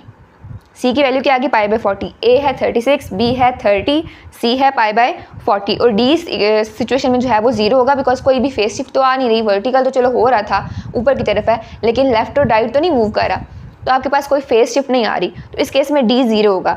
अब फंक्शन कौन सा आप बनाओगे, आपने जो इक्वेशन बनानी थी, सॉरी, वो कौन सी बनाओगे, किस तरह से बनेगी वो आपके पास, वो चीज़ देख लेते हैं।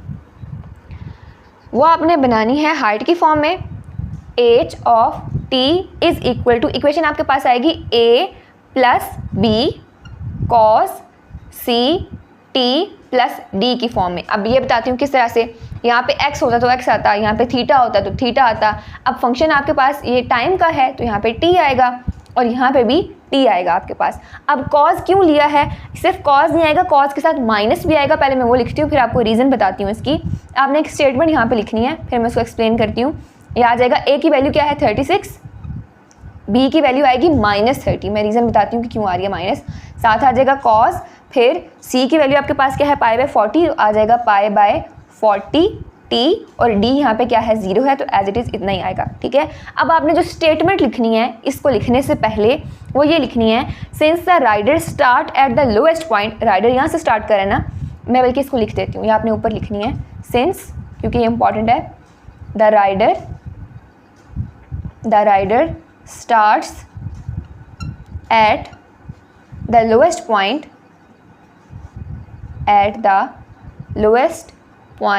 and goes up so required model equation है, बस इक्वेशन भी लिख सकते हो। इक्वेशन इज टेकन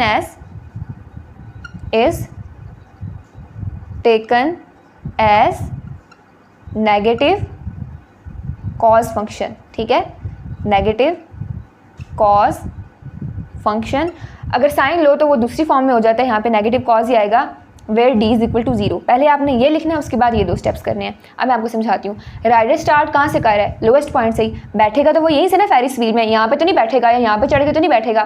बैठना तो उसने ग्राउंड से लेके यहाँ तक लोएस्ट पॉइंट पे ही बैठना है। अब वो लोएस्ट पॉइंट से स्टार्ट कर रहा है, नीचे से स्टार्ट कर रहा है। अगर इसका ग्राफ देखो तो ऐसे आता है ना, लोवेस्ट पॉइंट से स्टार्ट कर रहा है, यानी कि ग्राफ माइनस से स्टार्ट हो रहा है। लोवेस्ट पॉइंट से स्टार्ट कर रहा है, इस वजह से आपका यहाँ पे माइनस साइन आएगा। ठीक हो गया। अगर इस पॉइंट की बात की जाए, मैं इस पॉइंट से ग्राफ की बात कर रही हूँ कि माइनस में होगा, सो यहाँ पे आपका माइनस साइन आएगा। ठीक हो गया। तो इक्वेशन किस फॉर्म में बनी, a माइनस बी कॉस की फॉर्म में, where d is equal to 0। ये आपने पहले स्टेटमेंट सारी लिखनी है, उसके बाद ये स्टेप्स करने हैं। h of t is equal to 36 minus 30 इसलिए आया बिकॉज राइडर लोएस्ट पॉइंट से स्टार्ट कर रहा है, cos π/40 t आ जाएगा। और यही इक्वेशन आपने इसको बतानी थी। ये था आपका पार्ट नंबर ए। नेक्स्ट देखते हैं पार्ट नंबर बी को। उसमें आपने क्या चीज़ फाइंड करनी है। क्वेश्चन में आपको कह रहा है find the maximum height of the rider. आपने राइडर की मैक्सिमम हाइट फाइंड करनी है। अब इक्वेशन तो ऑलरेडी आपके पास लिखी हुई है, मैं यहीं पे मेंशन कर देती हूँ। पार्ट नंबर बी भी इसका मैक्सिमम हाइट फाइंड करने का फार्मूला क्या था, मिनिमम तो नहीं करनी, सिर्फ मैक्सिमम करनी है। तो आ जाएगा a प्लस बी का मॉड। यहाँ से a और b की वैल्यू लिखोगे। पहले a किसके इक्वल है 36 के, और b किसके इक्वल है -30 के। वैल्यूज पुट करोगे, m is equal to 36 plus -30 का मॉड आ जाएगा, तो ये आएगा 36 plus 30 which is equal to 66, लेकिन फीट में है। ये भी आपने चीज़ याद रखनी है। मैक्सिमम हाइट फाइंड करनी है, तो मैक्सिमम आपके पास आ गई 66 फीट। उसके बाद कह रहा है पार्ट नंबर सी में find the height of the rider from ground after 35 seconds. Part number c बाद में सॉल्व करते हैं, अभी मैं सारा इरेज कर रही हूँ, सिर्फ इक्वेशन लिखी रहने। अच्छा, पार्ट नंबर सी में उसने आपसे कहा है कि find the height of the rider from ground after 35 seconds, यानी 35 सेकेंड्स के बाद आपने राइडर की हाइट को फाइंड करना है ग्राउंड से लेके। सो इक्वेशन आपके पास क्या आई थी पार्ट नंबर ए में, ये वाली मैंने ऑलरेडी लिख दी है। अब टी आपने कितना पुट करना है 35। इस इक्वेशन में आपने टी की वैल्यू पुट कर देनी है 35, आपका आंसर आ जाएगा। पुट करके देखते हैं एज ऑफ 35 किसके इक्वल आएगा 36 माइनस 30 कॉस π/40 इंटू 35। इसको आपने करना है सॉल्व। देखते हैं यहाँ से क्या आएगा। यह आ जाएगा 36 माइनस 30 कॉस, यहाँ से आपके पास आ जाएगा 7π/8। ठीक हो गया। 5 7 ज़ा 35, 5 8 ज़ा 40, तो आपके पास आ जाएगा यहाँ से 7π/8। फिर नहीं सोचना कि ये कहाँ से आ गया, सिंपल इन दोनों को कैंसिल आउट किया है। तो आ जाएगा यहाँ से 36 माइनस 30 कॉज ऑफ 7π/8 का आंसर आपके पास क्या आएगा, इसको कैलकुलेटर पे लेके देख लेते हैं। 7 इंटू पाई करना है पहले, पाई की वैल्यू होती है 180, तो 7 इंटू 180 करोगे, आपका आंसर आएगा यहाँ से 1260। इसको डिवाइड करोगे 8 पे, तो आ जाएगा 157.5। तो आपने क्या करना है कॉज ऑफ, बल्कि इसको लिख लेते हैं पहले, कॉज ऑफ 157.5। अब आपने इसका लेना है तो आ जाएगा 36 माइनस 30 इंटू कॉज 157.5 और यहाँ से आपके पास आंसर आ गया इसका -0.9239 कर लेते हैं इसको राउंड ऑफ करके। तो यहाँ से आ जाएगा 30 इंटू -0.9239। इसको 30 से मल्टीप्लाई करो तो आपका आंसर आएगा 27.717। इन दोनों को आपने करना है, बल्कि माइनस में आ रहा है, माइनस माइनस प्लस हो जाएगा, यहाँ पे माइनस माइनस प्लस हो गया, 30 को से मल्टीप्लाई किया आ गया 27.717। दोनों को ऐड करोगे आंसर आएगा 63.72 फीट। और यही आप फाइंड कर रहे थे कि राइडर की हाइट कितनी होगी आफ्टर 35 सेकेंड्स। ठीक हो गया, आपने सिंपली सी क्वेश्चन में 35 पुट किया टी की जगह पे, इसको सॉल्व किया। बस स्टेप्स आपने याद रखने होते हैं, आपको कैलकुलेटर पे सॉल्व करना आना चाहिए। पाई की वैल्यू है 180 को पहले 7 से मल्टीप्लाई करो, फिर 8 से डिवाइड करो, आंसर आएगा 157.5। उसका कॉज लो, ये आ जाएगा, माइनस माइनस प्लस हो गया, इसको मल्टीप्लाई किया, ये आंसर आया, दोनों को ऐड किया तो आपके पास आ गया 63.72 फीट। ये था आपका पार्ट नंबर सी, और यहाँ पे आपका क्वेश्चन नंबर 5 भी कंप्लीट होता है। नेक्स्ट क्वेश्चन नंबर 6 है, इसकी भी स्टेटमेंट काफ़ी लेंथी है तो मैं इसे बुक से रीड कर रही हूँ। A child is playing on a swing in a playground, the height ht of the swing seat above the ground in metres, यानी हाइट मीटर्स में दी हुई है और टाइम सेकंड्स में दिया हुआ है, at time t in seconds is moulded by the function. अब फंक्शन आपको गिवन है ऑलरेडी क्वेश्चन में, मैं लिख रही हूँ उसको, h of t is equal to 1.5 plus 1.2 sine 3 pi t. ये इक्वेशन है जो आपको ऑलरेडी उसने दी हुई है, ये फंक्शन ऑलरेडी गिवन है। अब पार्ट ए में वो आपको कह रहा है what is the maximum height reached by the swing seat, के जो झूले की जो सीट है वो कितनी हाइट तक जाएगी मैक्सिमम। ठीक है, जो झूला होता है इस तरह से होता है ना, समझो ये आपके पास उसकी सीट आ गई, ठीक है, ये स्विंग किसी भी इसके साथ अटैच है, तो जब ये मूव करेगा ऐसे ऐसे ऐसे ऐसे ऐसे मूव करेगा ना, तो किस मैक्सिमम हाइट तक वो जाएगा वो चीज़ आपने बतानी है। ओके हो गया, इसको करते हैं यहाँ से इरेज, इस झूले को कर देते हैं इरेज। अच्छा, आपके पास क्या आएगा, what is the maximum height reach by the swing seat. दूसरी चीज़ आपने फाइंड करनी है, what is the minimum height reach by the swing seat. Maximum minimum height दोनों फाइंड करनी है। पार्ट नंबर सी है, how long does it take for a swing to complete one full back and forth motion, यानी कि कितना time लगेगा उसको पूरा का पूरा पीरियड कंप्लीट करने में। मतलब यहाँ से अगर शुरू हुआ है, यहाँ से यहाँ तक आया, तो वापस यहाँ से यहाँ तक जाने में, एक कंप्लीट रोटेशन करने में उसको कितना टाइम लगेगा, ये भी आपने बताना है। और दूसरा बताना है पार्ट नंबर डी में, at what time does the swing seat first reach a height of 2.12 metres, और किस टाइम पे 12.2 मीटर्स जो है हाइट है वो रीच करेगा स्विंग की सीट। सारा का सारा क्वेश्चन मैंने रीड आउट कर दिया है। इसके 4 पार्ट्स हैं, ए बी सी और डी। इक्वेशन आपको ऑलरेडी क्वेश्चन में दी हुई है। सबसे पहले इसका पार्ट ए सॉल्व करते हैं, जिसमें आपने बतानी है मैक्सिमम हाइट। ठीक हो गया, और उसका फार्मूला क्या है आपके पास, पहले ए बी और सी की वैल्यूज़ को लिख लेते हैं इस इक्वेशन से कंपेयर करके। ए किसके इक्वल है यहाँ पे 1.5 के, बी किसके इक्वल है यहाँ पे 1.2 के। ठीक हो गया, और मैक्सिमम हाइट का फार्मूला आपके पास क्या होता है, m is equal to A plus B का मॉड। तो यहाँ पे आप क्या करोगे, सिंपली ए और बी की वैल्यूज़ को पुट करोगे, आपका आंसर आ जाएगा। तो यहाँ पे आएगा आपके पास 1.5 plus 1.2 which is equal to 2.7 metres. ठीक है, ये आगे maximum height. Part number b में आपने बतानी है इसकी मिनिमम हाइट। तो मिनिमम हाइट कैसे फाइंड करोगे, ए की वैल्यू लिख लो विच इज़ 1.5, बी की वैल्यू लिख लो विच इज़ 1.2, फार्मूला लिखो मिनिमम हाइट का which is small m is equal to a minus b का मॉड। तो यहाँ से आपके पास आ जाएगा 1.5 माइनस 1.2, और आंसर यहाँ से कितना आएगा 0.3। ये आ गई इसकी minimum height. Part number c में वो क्या कह रहा है, how long does it take for a swing to complete one full back and forth motion, यानी कि पीरियड, वो भी उसने आपको ऑलरेडी बताया है। सो सी पार्ट में आपने क्या करना है, पीरियड फाइंड करना है। ठीक है, period is equal to 2 pi by c, formula आपको आना चाहिए। अच्छा, 2 pi as it is divided by c किसके इक्वल आएगा यहाँ पे 3 पाई के इक्वल। ठीक है, आंसर आ जाएगा यहाँ से 2/3। अब ये 3 पाई कहाँ से आया, सी की वैल्यू लिखी है जो यहाँ पे गिवन है, किस फॉर्म में होता है, a plus B sine C x plus d की फॉर्म में, या सी टी कर लो। ठीक है, क्योंकि यहाँ पे टाइम का फंक्शन दिया हुआ है, सो यहाँ पे टी आ गया। सो सी की वैल्यू क्या है 3 पाई है। बेहतर है कि पहले आप यहाँ पे लिख लो, मैं इसको इस तरह से कर लेती हूँ। पार्ट नंबर सी में पहले आप सी की वैल्यू लिखो विच इज़ 3 पाई, ताकि आप कंफ्यूज ना हो, ठीक है। उसके बाद आपने पीरियड फाइंड करना है, वो भी क्वेश्चन में उसने आपको बताया हुआ है, ब्रैकेट में लिखा हुआ है कि पीरियड फाइंड करना है, which is equal to 2 pi by c, formula लिखा, आ जाएगा 2 pi by 3 pi which is equal to pi से कैंसिल 2/3। पार्ट नंबर सी भी हो गया। पार्ट नंबर डी में आपने टाइम बताना है, जबकि हाइट दी हुई है 12.2 मीटर्स, तो उसको पुट करते हैं। यहाँ पे जो आपको फंक्शन गिवन है ना पहले ही, h of t is equal to 1.5 plus 1.2 sine 3 pi t, इसी में आपने पुट करनी है हाइट की वैल्यू। टाइम आपने करना है फाइंड, पार्ट नंबर डी है ये, और हाइट की वैल्यू आपने कितनी पुट करनी है 2.12 मीटर्स। पुट करके देखते हैं, यहाँ पे आ जाएगा 2.12 is equal to 1.5 plus 1.2 sine, यहाँ पे आ जाएगा 3 पाई टी।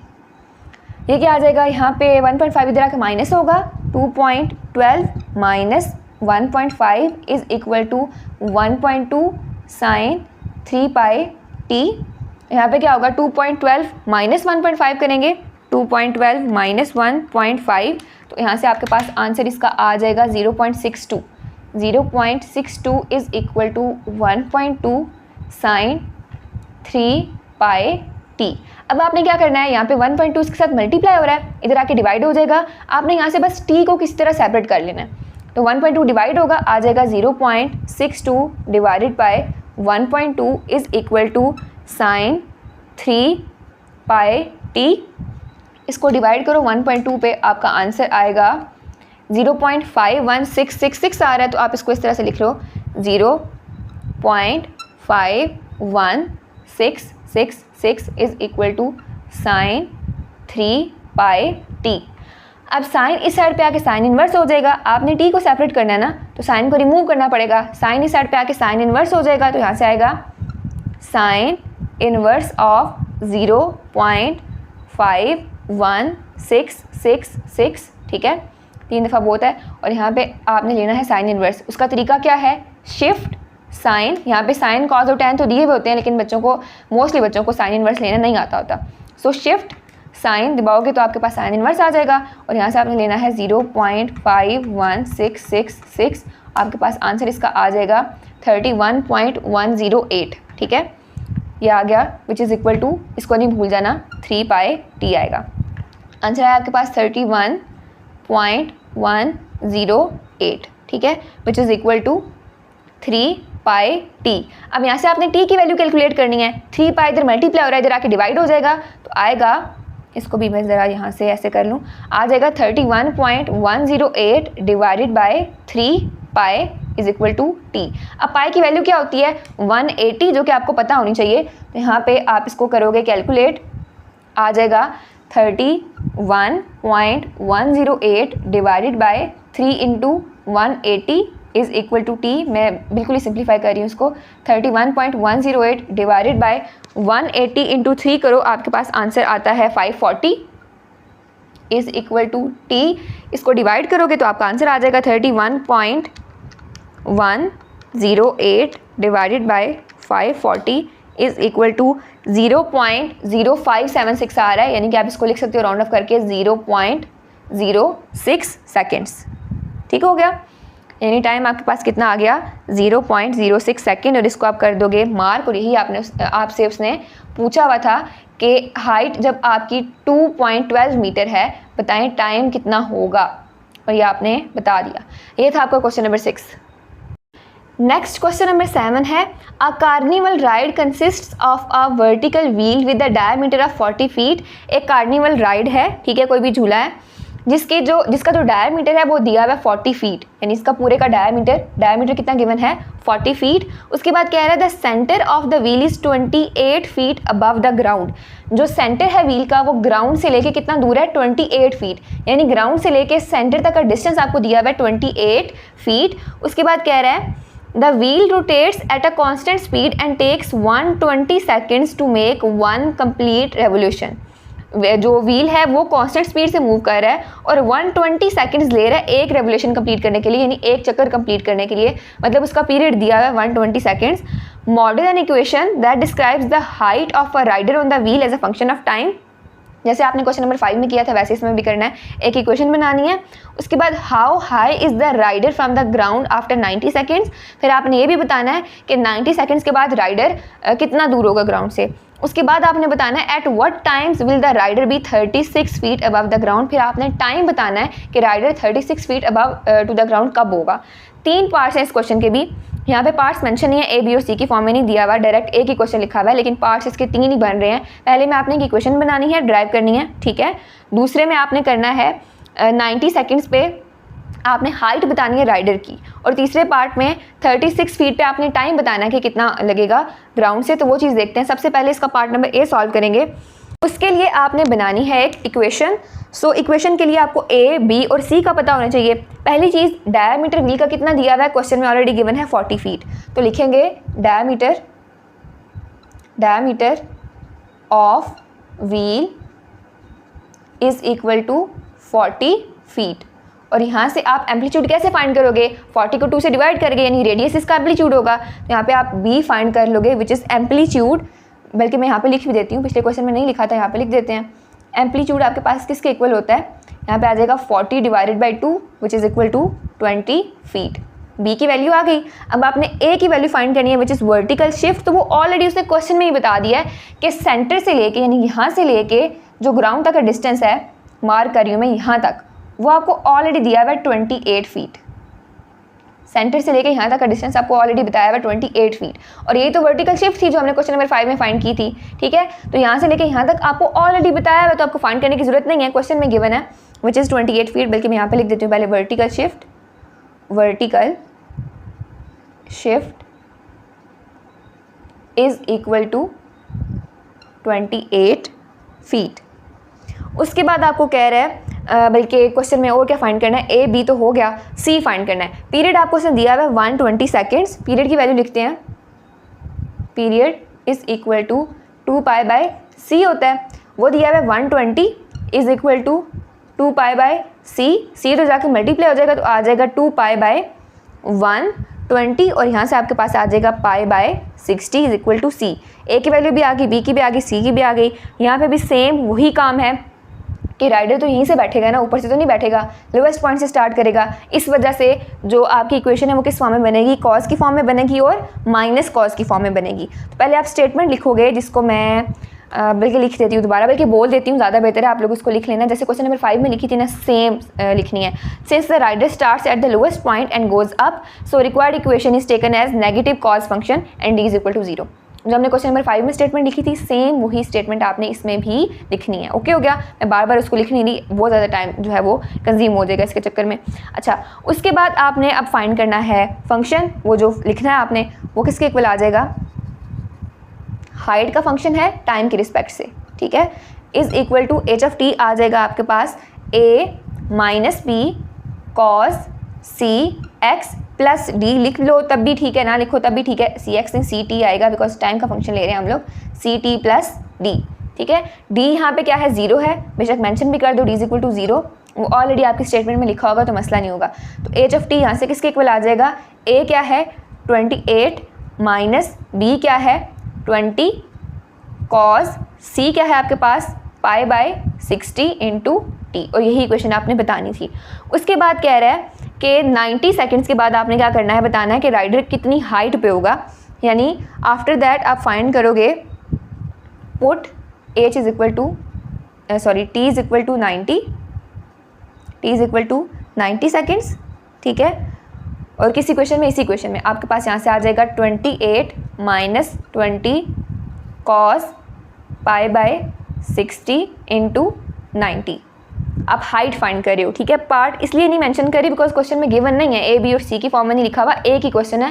पहले इक्वेशन फाइंड करनी है, उसके साथ ही उसने पूछा हुआ है 90 सेकंड के बाद राइडर की हाइट क्या होगी, वो आपने बतानी है इसी इक्वेशन में, टी की जगह पे 90 पुट करके। तो आ जाएगा 28 माइनस 20 कॉस, और इसकी जगह पे क्या आ जाएगा 3 पाई बाय 2, ठीक है, 3 पाई बाय 2। 32 ज़र 60, 33 ज़र 90, तो आ जाएगा 3 pi by 2। 28 minus 20 into 3 pi by 2 किसके इक्वल होता है 270 के, तो कॉस 270 किसके इक्वल आता है, वैसे तो आपको वैल्यू याद होनी चाहिए बट फिर भी 270 कॉस 270 इज इक्वल टू 0, ठीक हो गया। तो यहाँ पे आ जाएगा 20 इंटू 0 और यहाँ पे क्या आएगा 28 minus 0 which is equal to 28। So यहाँ से आपके पास हाइट की वैल्यू क्या आ गई, मैं इसको ऊपर यहाँ पे लिख रही हूँ, हाइट कितनी आ गई आपके पास 28 फीट आफ्टर 90 सेकेंड्स। उसके बाद वो आपसे पूछ रहा है at what times will the rider be 36 feet above the ground. अब आपने टाइम फाइंड करना है जब राइडर की हाइट 36 फीट है, तो उसके लिए सारा इरेज करना पड़ेगा। फिलहाल के लिए आपने क्या चीज़ करनी थी, डायमीटर आपको दिया हुआ था 40 फीट, एम्पलीट्यूड आपने फाइंड करना था 40 को 2 पे डिवाइड करके, यानी रेडियस ही आपका जो है वो एम्पलीट्यूड होगा। बी भी आपने फाइंड कर लिया। ए वर्टिकल शिफ्ट ऑलरेडी दी हुई थी 28 फीट ग्राउंड से लेके सेंटर तक का डिस्टेंस, पीरियड भी दिया हुआ था विच इज़ 120। उसकी हेल्प से आप सी की वैल्यू को फाइंड करोगे, देन सारी वैल्यूज़ को इस इक्वेशन में आपने पुट करना है। ये इक्वेशन आपने बनानी थी बेसिकली, ठीक है। और माइनस का साइन क्यों आया यहाँ पे, क्योंकि राइडर लोवेस्ट पॉइंट से स्टार्ट कर और डी भी आपका 0 है बिकॉज कोई भी फेस शिफ्ट नहीं आ रही। इसमें पुट करके आपकी मतलब एक इक्वेशन आ गई। उसके बाद साथ ही क्वेश्चन में पूछा हुआ था कि टाइम जब 90 सेकंड है आपने हाइट बतानी है राइडर की। टाइम 90 के इक्वल पुट किया, आपके पास हाइट आ गई 28 फीट। अब फाइंड करते हैं इसका थर्ड पार्ट। अब आपने टाइम फाइंड करना है, हाइट दी हुई है 36, तो हाइट कितनी दी हुई है 36, ये चीज़ याद रखनी है। पुट करते हैं इसमें, हाइट की जगह पे आ जाएगा 36 is equal to 28 minus 20 cos pi by 60 into t आ जाएगा। और यही टाइम आपने फाइंड करना है। देखते हैं इसको किस तरह से सॉल्व करेंगे। सबसे पहले 36, ये वाला 28 इधर आके हो जाएगा माइनस, तो इसको माइनस कर लो, साथ में आ जाएगा माइनस 20 कॉस, माइनस 20 आता है यहाँ पे 2 लिख दिया है, minus 20 cos pi by 60 into t आ जाएगा। ठीक हो गया। 36 माइनस 28 किसके इक्वल होता है 8 के, और यहाँ पे आ जाएगा minus 20 cos pi by 6 into t as it is. Pi by 60 है, sorry not 6, pi by 60 into t as it is. अब आपने क्या करना है, 20 इधर मल्टीप्लाई हो रहा है, इधर आके डिवाइड हो जाएगा, तो इसको डिवाइड कर लो, बल्कि माइनस 20 को इधर ले हो ताकि ये आपके पास प्लस की फॉर्म में हो जाए। माइनस 20 को इधर डिवाइड करना है। अब कुछ बच्चे यहाँ पे मिस्टेक करते हैं, माइनस हो रहा है उधर जाके प्लस कर दिया, ये माइनस नहीं हो रहा, ये आपस में मल्टीप्लाई हो रहे हैं, ठीक है। माइनस तो किसी में से नहीं हो रहा ना, 20 के साथ माइनस का साइन आ रहा है, तो आपने माइनस 20 को इधर आके डिवाइड कर देना, आ जाएगा 8 over minus 20 is equal to cos pi by 60 into t. ठीक हो गया। 8 ओवर 20 करोगे आंसर आएगा 0.4, लेकिन साथ में माइनस का साइन आएगा, so minus 0.4 is equal to cos pi by 60 into t. अब कॉस इधर आके कॉस इन्वर्स हो जाएगा, आपने टी फाइंड करना है ना, तो टी को बस किसी तरह सेपरेट कर लो, ये कॉस के साथ आ रहा है, कॉस इक्वल के उस साइड पे जाएगा तो कॉस इन्वर्स हो जाएगा, तो आ जाएगा cos inverse 0.4 is equal to pi by 60 into t. Cos inverse की वैल्यू आपने फाइंड करनी है, ये भी आपको फाइंड करना आना चाहिए। वैसे तो सिंपल यहाँ पे लिखा होता है कॉस, टेन, साइन, हर एक चीज़, लेकिन कॉस इन्वर्स आप कैसे फाइंड करते हो, शिफ्ट दबाओगे फिर कॉस को दबाओगे तो कॉस इन्वर्स आ जाएगा, 0.4 करोगे आपके पास आंसर आ जाएगा 66.42, बल्कि यहाँ पे माइनस 0.4 है, माइनस 0.4 करना है। Cos inverse of minus 0.4 which is equal to 113.57। अब देखिए प्लस में किया था तो आंसर कितना चेंज आ रहा था, माइनस में किया तो आंसर कितना चेंज आ रहा है, तो साइन का लाजमी ध्यान रखना है। कॉस माइनस 0.4 किसके इक्वल आ जाएगा 113.578। तो सिंपली इसकी वैल्यू को लिख लोगे जो कि आपके पास आई है 113.578 is equal to pi by 60 into t. अब यहाँ से आपने टी को कैलकुलेट करना है, तो टी को यही रहने दो, 60 डिवाइड हो रहा है उधर जाके मल्टीप्लाई हो जाएगा, पाई मल्टीप्लाई हो रहा है इधर आके डिवाइड हो जाएगा, तो आ जाएगा 113.578 इंटू 60, 60 मल्टीप्लाई हो गया divided by pi is equal to t. अब पाई की वैल्यू क्या होती है 180, तो मैं इसको ऐसे लिख रही हूँ 113.578 इंटू 60 डिवाइडेड बाय पाई की वैल्यू आपको पता होनी चाहिए 180 is equal to t. Multiply करोगे सिंपली इसको 60 के साथ, ठीक है, जो आंसर आएगा उसको डिवाइड कर दोगे 180 पे, तो आपके पास आ जाएगा 37.859 है, तो 37.86 लिख देते हैं इसको, तो यहाँ से टाइम आपके पास आ गया 37.86 सेकेंड्स। ओके हो गया, और यही आपने फाइंड करना था। अच्छा क्वेश्चन में उसने प्रॉपर पूछा हुआ क्या था कि आपके पास होगा क्या, at what times will the rider be 36 feet above the ground. अब यहाँ से एक और चीज़ आपने निकालनी है। अच्छा एक चक्कर वो कब कंप्लीट कर रहा था 120 सेकंड्स में, ठीक है, इसको बेशक आप T1 का नाम दे लो, 2 टाइम्स आपने फाइंड करने हैं। एक आप चक्कर कंप्लीट कर रहा था 120 सेकंड्स में, ठीक है, और आप क्या करोगे 120 में से इसको माइनस कर दोगे तो आपके पास 36 फीट का बेसिकली आ जाएगा। ये तो 36 फीट पे आपने सॉरी कर लिया फाइंड। सो दूसरा टाइम आप किस तरह से निकालोगे, 120 सेकेंड्स में से माइनस कर दोगे 37.86 को, तो यहाँ से जो आपके पास आंसर है वो आ जाएगा इसका 82.14 सेकेंड। ओके हो गया, ये था आपका question number 7। Next question number 8 है, suppose the temperature T in degrees Fahrenheit of Lahore city in a month of December throughout the day can be moulded by the equation. Equation आपको दी हुई है, उसको लिख लेते हैं। T is equal to 64 plus 8 sine pi by 12 T minus 8। ठीक है, ये आपको इक्वेशन ऑलरेडी क्वेश्चन में गिवन है। Where T is the time in hours, यानी जो टाइम गिवन है वो आवर्स में गिवन है। उसके बाद the temperature oscillates 8 degree above and below an average temperature of 64 degrees, यानी एवरेज टेम्परेचर जो है वो आपके पास 64 डिग्रीज है और वो टेम्परेचर ऑसिलेट कर रहा है अबव एंड बिलो 8 डिग्रीज, यानी 8 डिग्री ऊपर भी जा सकता है नीचे भी जा सकता है, इसी के ऊपर नीचे हो रहा है। एवरेज 64 है। पार्ट ए है find the temperature at T is equal to 9 hours.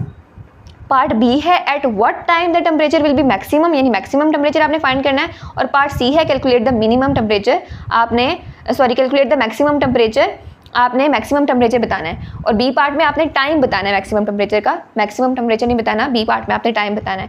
So part number ए सबसे पहले इसका सॉल्व करते हैं। Find the temperature at T is equal to 9 hours.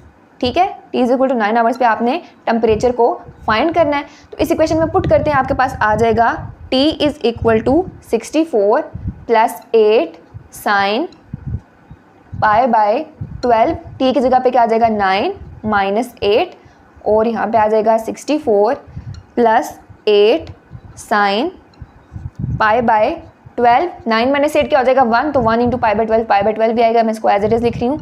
यहाँ आ जाएगा 64 प्लस 8 साइन पाई बाय 12 का आंसर क्या आएगा, पाई इज इक्वल टू 180, तो 180 डिवाइडेड बाई 12 करोगे पहले, 180 बाय 12, आंसर आपके पास आ जाएगा 15।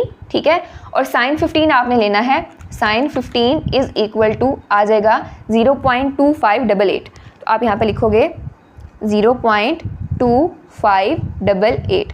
इसको आपने मल्टीप्लाई करना है 8 के साथ, तो यहाँ से आपका आंसर आ जाएगा 2.070। 64 प्लस 2.070 और एंड पे 5 आ रहा है, दोनों को ऐड करोगे प्लस 64 करोगे, तो आपके पास आंसर आ रहा है यहाँ से 66.07 डिग्री फ़ारेनहाइट, क्योंकि टेम्परेचर उसने बताया हुआ है कि फ़ारेनहाइट में है, डिग्री फ़ारेनहाइट में, और जो आपके पास टाइम है वो आवर्स में गिवन है। सो यहाँ से टेम्परेचर किसके इक्वल आ गया 66.07, और यही आपने फाइंड करना था। ये हो गया आपका पार्ट नंबर ए। अब देखते हैं पार्ट नंबर बी में इसने क्या पूछा हुआ है। कह रहा है कि eight what time the temperature will be maximum, किस टाइम पे टेम्परेचर मैक्सिमम होगा। सो बी पार्ट इसका सॉल्व करते हैं अब। अच्छा, यहाँ एक समझने वाली चीज़ है, देखिए आपको फंक्शन क्या दिया हुआ है, साइन वाला। ठीक है, साइन फंक्शन दिया हुआ है ना, यहाँ पे ट्रिग्नोमेट्रिक फंक्शन कौन सा दिया हुआ है ये पूछने का मकसद है मेरा, विच इज़ साइन। और साइन की वैल्यू मैक्सिमम कब होती है, कहाँ पे मैक्सिमम होती है 1 पे, मतलब साइन का जो मैक्सिमम आंसर आ सकता है वो क्या आ सकता है 1 आ सकता है, और मिनिमम क्या आ सकता है -1 आ सकता है। साइन और कॉस दोनों का -1 से लेके 1 के दरमियान आती है वैल्यू। आप ये खुद कैलकुलेट करके भी देख सकते हो। साइन 0 क्या होगा 0, साइन 90 क्या होगा 1। ठीक है, तो मैक्सिमम 1 तक ही जाता है, 1 से ऊपर नहीं जाता। आगे नेगेटिव में जाओ तो -1 तक जाता है। तो साइन और कॉस दोनों के दोनों -1 से लेके +1 तक होते हैं। इसके दरमियान में इनकी वैल्यूज़ आती हैं -1 मिनिमम, +1 मैक्सिमम, -1 मिनिमम, +1 मैक्सिमम, और दरमियान में ही वैल्यूज़ इसकी फ्लक्चुएट करती हैं। सो यहाँ पे कह रहा है at what time the temperature will be maximum. Maximum तभी होगा जब ये फंक्शन आपका 1 के इक्वल होगा। इसको आप पुट करोगे सिर्फ इस फंक्शन को 1 के इक्वल, तो यहाँ पे आ जाएगा साइन, बल्कि पहले आप लिख दो तो ज़्यादा बेहतर है, time when temperature will be maximum, यह आपने करना है फाइंड। ठीक है, और वो कब होगा, the temperature will be maximum when the temperature will be maximum when, आगे आपने वो कंडीशन पुट करनी है कि जब साइन फंक्शन 1 के इक्वल होगा, यानी कि sine π/2 into t -8 will be equal to 1। ये कंडीशन आपने पुट करनी है। ये लाइन ना भी लिखो कोई फ़र्क नहीं पड़ता, ये तो आपने फाइंड करना था ना। The temperature will be maximum when जो साइन फंक्शन है वो 1 के इक्वल होगा। अब इसको पुट करके देखते हैं ये क्या आएगा, यहाँ पे आ जाएगा आपके पास साइन इनवर्स 1 हो जाएगा। आपने t फाइंड करना है तो t को सेपरेट करना है, तो साइन इधर आके इनवर्स हो जाएगा, आ जाएगा π/12 into t minus 8 is equal to sine inverse 1। इसकी वैल्यू लेके देख लेते हैं, साइन इनवर्स 1 किसकी इक्वल आएगा, sine inverse 1 is equal to 90 degree. तो यहाँ पे आ जाएगा π/12 into t minus 8 is equal to 90। अब 12 यहाँ पे डिवाइड हो रहा है, उधर जाके मल्टीप्लाई होगा, पाई इधर मल्टीप्लाई हो रहा है, उधर जाके डिवाइड होगा। तो सबसे पहला काम आपने क्या करना है, t minus 8 is equal to 12 को मल्टीप्लाई करना है और पाई को डिवाइड करना है। अब पाई किसके इक्वल होता है, 180 के, पहले इसकी वैल्यू पुट कर लेते हैं 180 और यहाँ पे t minus 8 as it is आएगा। यहाँ पे आपके पास आ जाएगा t minus 8 is equal to 91 ज़र 90, 92 ज़र 180, ठीक है। और यहाँ पे आ जाएगा 2 1 ज़र 2, 2 6 ज़र 12, तो आंसर यहाँ पे क्या आएगा 6। 8 इधर माइनस हो रहा है तो जाके प्लस हो जाएगा, t is equal to 6 plus 8 और यहाँ से t की वैल्यू क्या आ गई 14 आवर्स, बिकॉज उसने क्वेश्चन में मेंशन किया था कि टाइम आवर्स में है और टेम्परेचर डिग्री फ़ारेनहाइट में है। तो यहाँ पे टाइम आपका कितना आ गया 14 आवर्स, और यही आपने फाइंड करना था पार्ट नंबर बी में। अब पार्ट नंबर सी में उसने मैक्सिमम टेम्परेचर पूछा था आपके पास, क्वेश्चन की स्टेटमेंट थी calculate the maximum temperature. So part number c अब इसका सॉल्व कर लेते हैं। ये आ गया पार्ट नंबर सी, और मैक्सिमम टेम्परेचर फाइंड करने का तरीका क्या है, आपने कंपैरिजन करना है इसका जनरल इक्वेशन के साथ। ए की वैल्यू क्या आएगी 64, बी की वैल्यू यहाँ से क्या आ जाएगी 8, और मैक्सिमम टेम्परेचर फाइंड करने का फार्मूला क्या होता है आपके पास a प्लस बी का मॉड। इसमें पुटिंग करोगे आपका आंसर आ जाएगा, यहाँ से आएगा 64 प्लस 8 का मॉड भी आपके पास 8 ही आ जाएगा, तो यहाँ से आ जाएगा 72 डिग्री फ़ारेनहाइट, ठीक है। और ये आपने फाइंड करना था, ये था आपका क्वेश्चन नंबर 8। नेक्स्ट है question number 9, suppose the population of a coastal city follows a sinusoidal pattern due to seasonal migration, the population of the city over the course of a year can be model by the equation आपको given है, मैं लिख देती हूँ। P t is equal to, ये population को represent कर रहा है 70,000 प्लस 10,000 कॉस π/6 t माइनस π/2, ये आपको इक्वेशन गिवन है। उसके बाद where p t is the population on the time, t is the time in months with t is equal to 0 corresponding to January 1। उसके बाद कह रहा है where t denoted the months in a year, t क्या कह रहा है denote कर रहा है मंथ्स को, एक साल में कितने महीने हैं उनको। पार्ट नंबर ए है find the population of a city at t is equal to 7 months, ठीक है। और पार्ट नंबर बी है फाइंड द मैक्सिमम पॉपुलेशन। दो ही काम इसमें करने हैं, आसान सा क्वेश्चन है। पहली चीज़ है find the population of a city, population आपने फाइंड करनी है at t is equal to 7 months. T आपको दिया हुआ है 7 मंथ्स, पॉपुलेशन आपने फाइंड करनी है, तो आ जाएगा p of t is equal to 70,000 plus 10,000 cos t की जगह आप 7 पुट कर दोगे तो आ जाएगा π/6 इंटू 7 माइनस π/2। यहाँ पे क्या आएगा 70,000 प्लस 10,000 कॉस 7 π/6 माइनस π/2 आ जाएगा 70,000 प्लस 10,000, साथ में आ जाएगा कॉस 7, बल्कि इसको ले लेते हैं, इसका एलसीएम ले लेते हैं, आ जाएगा 6, ऊपर आ जाएगा 7 पाई एज इट इज़, माइनस 2 3 ज़र 6, 3 पाई आ जाएगा, सिंपल एलसीएम लेना है आपने, आ जाएगा 70,000 प्लस 10,000 कॉस, ये क्या आ जाएगा 7 माइनस 3 4 होता है, तो 4 π/6 आ जाएगा, ठीक है। और इसको अगर मैं यहीं पे सॉल्व करके लिखूँ तो आ जाएगा 2 π/3, मैं डायरेक्ट लिख रही हूँ, एक स्टेप बचा रही हूँ बस, यहाँ पे आ जाएगा 2 π/3, ठीक है। 4 π/6 और देन 2 π/3 आपने सारा करना है। अच्छा, उसके बाद क्या आ जाएगा यहाँ पे 70,000 as it is plus 10,000 as it is, cos 2 π/3 किसके इक्वल होता है -1/2 के, आप ये लेके भी देख सकते हो यहाँ पे, कॉस 2 × 180 करना है आपने, बल्कि इसको पहले कर लेते हैं, 2 × 180 आंसर आएगा 360 डिवाइडेड बाई 3 करोगे आंसर आएगा 120, तो आपने लेना है cos 120 which is equal to -1/2, यहाँ पे आ जाएगा -1/2। इसको डिवाइड करोगे 10,000 डिवाइडेड बाई 2 होगा तो 5,000 आ जाएगा 70,000 प्लस माइनस माइनस, और यहाँ पे आ जाएगा 50,000, 10,000 डिवाइडेड बाई 2 करोगे आ जाएगा 5,000 ही आता है, 5,000 सो 70,000 माइनस 5,000 आपके पास आंसर क्या आएगा 65,000 and that is your answer. यही आपने पॉपुलेशन फाइंड करनी थी, P of T is equal to 65,000। Next इसका पार्ट नंबर B है जिसमें आपने फाइंड करनी है मैक्सिमम वैल्यू। अब उसका तरीका क्या होता है, मैक्सिमम पॉपुलेशन फाइंड करनी है।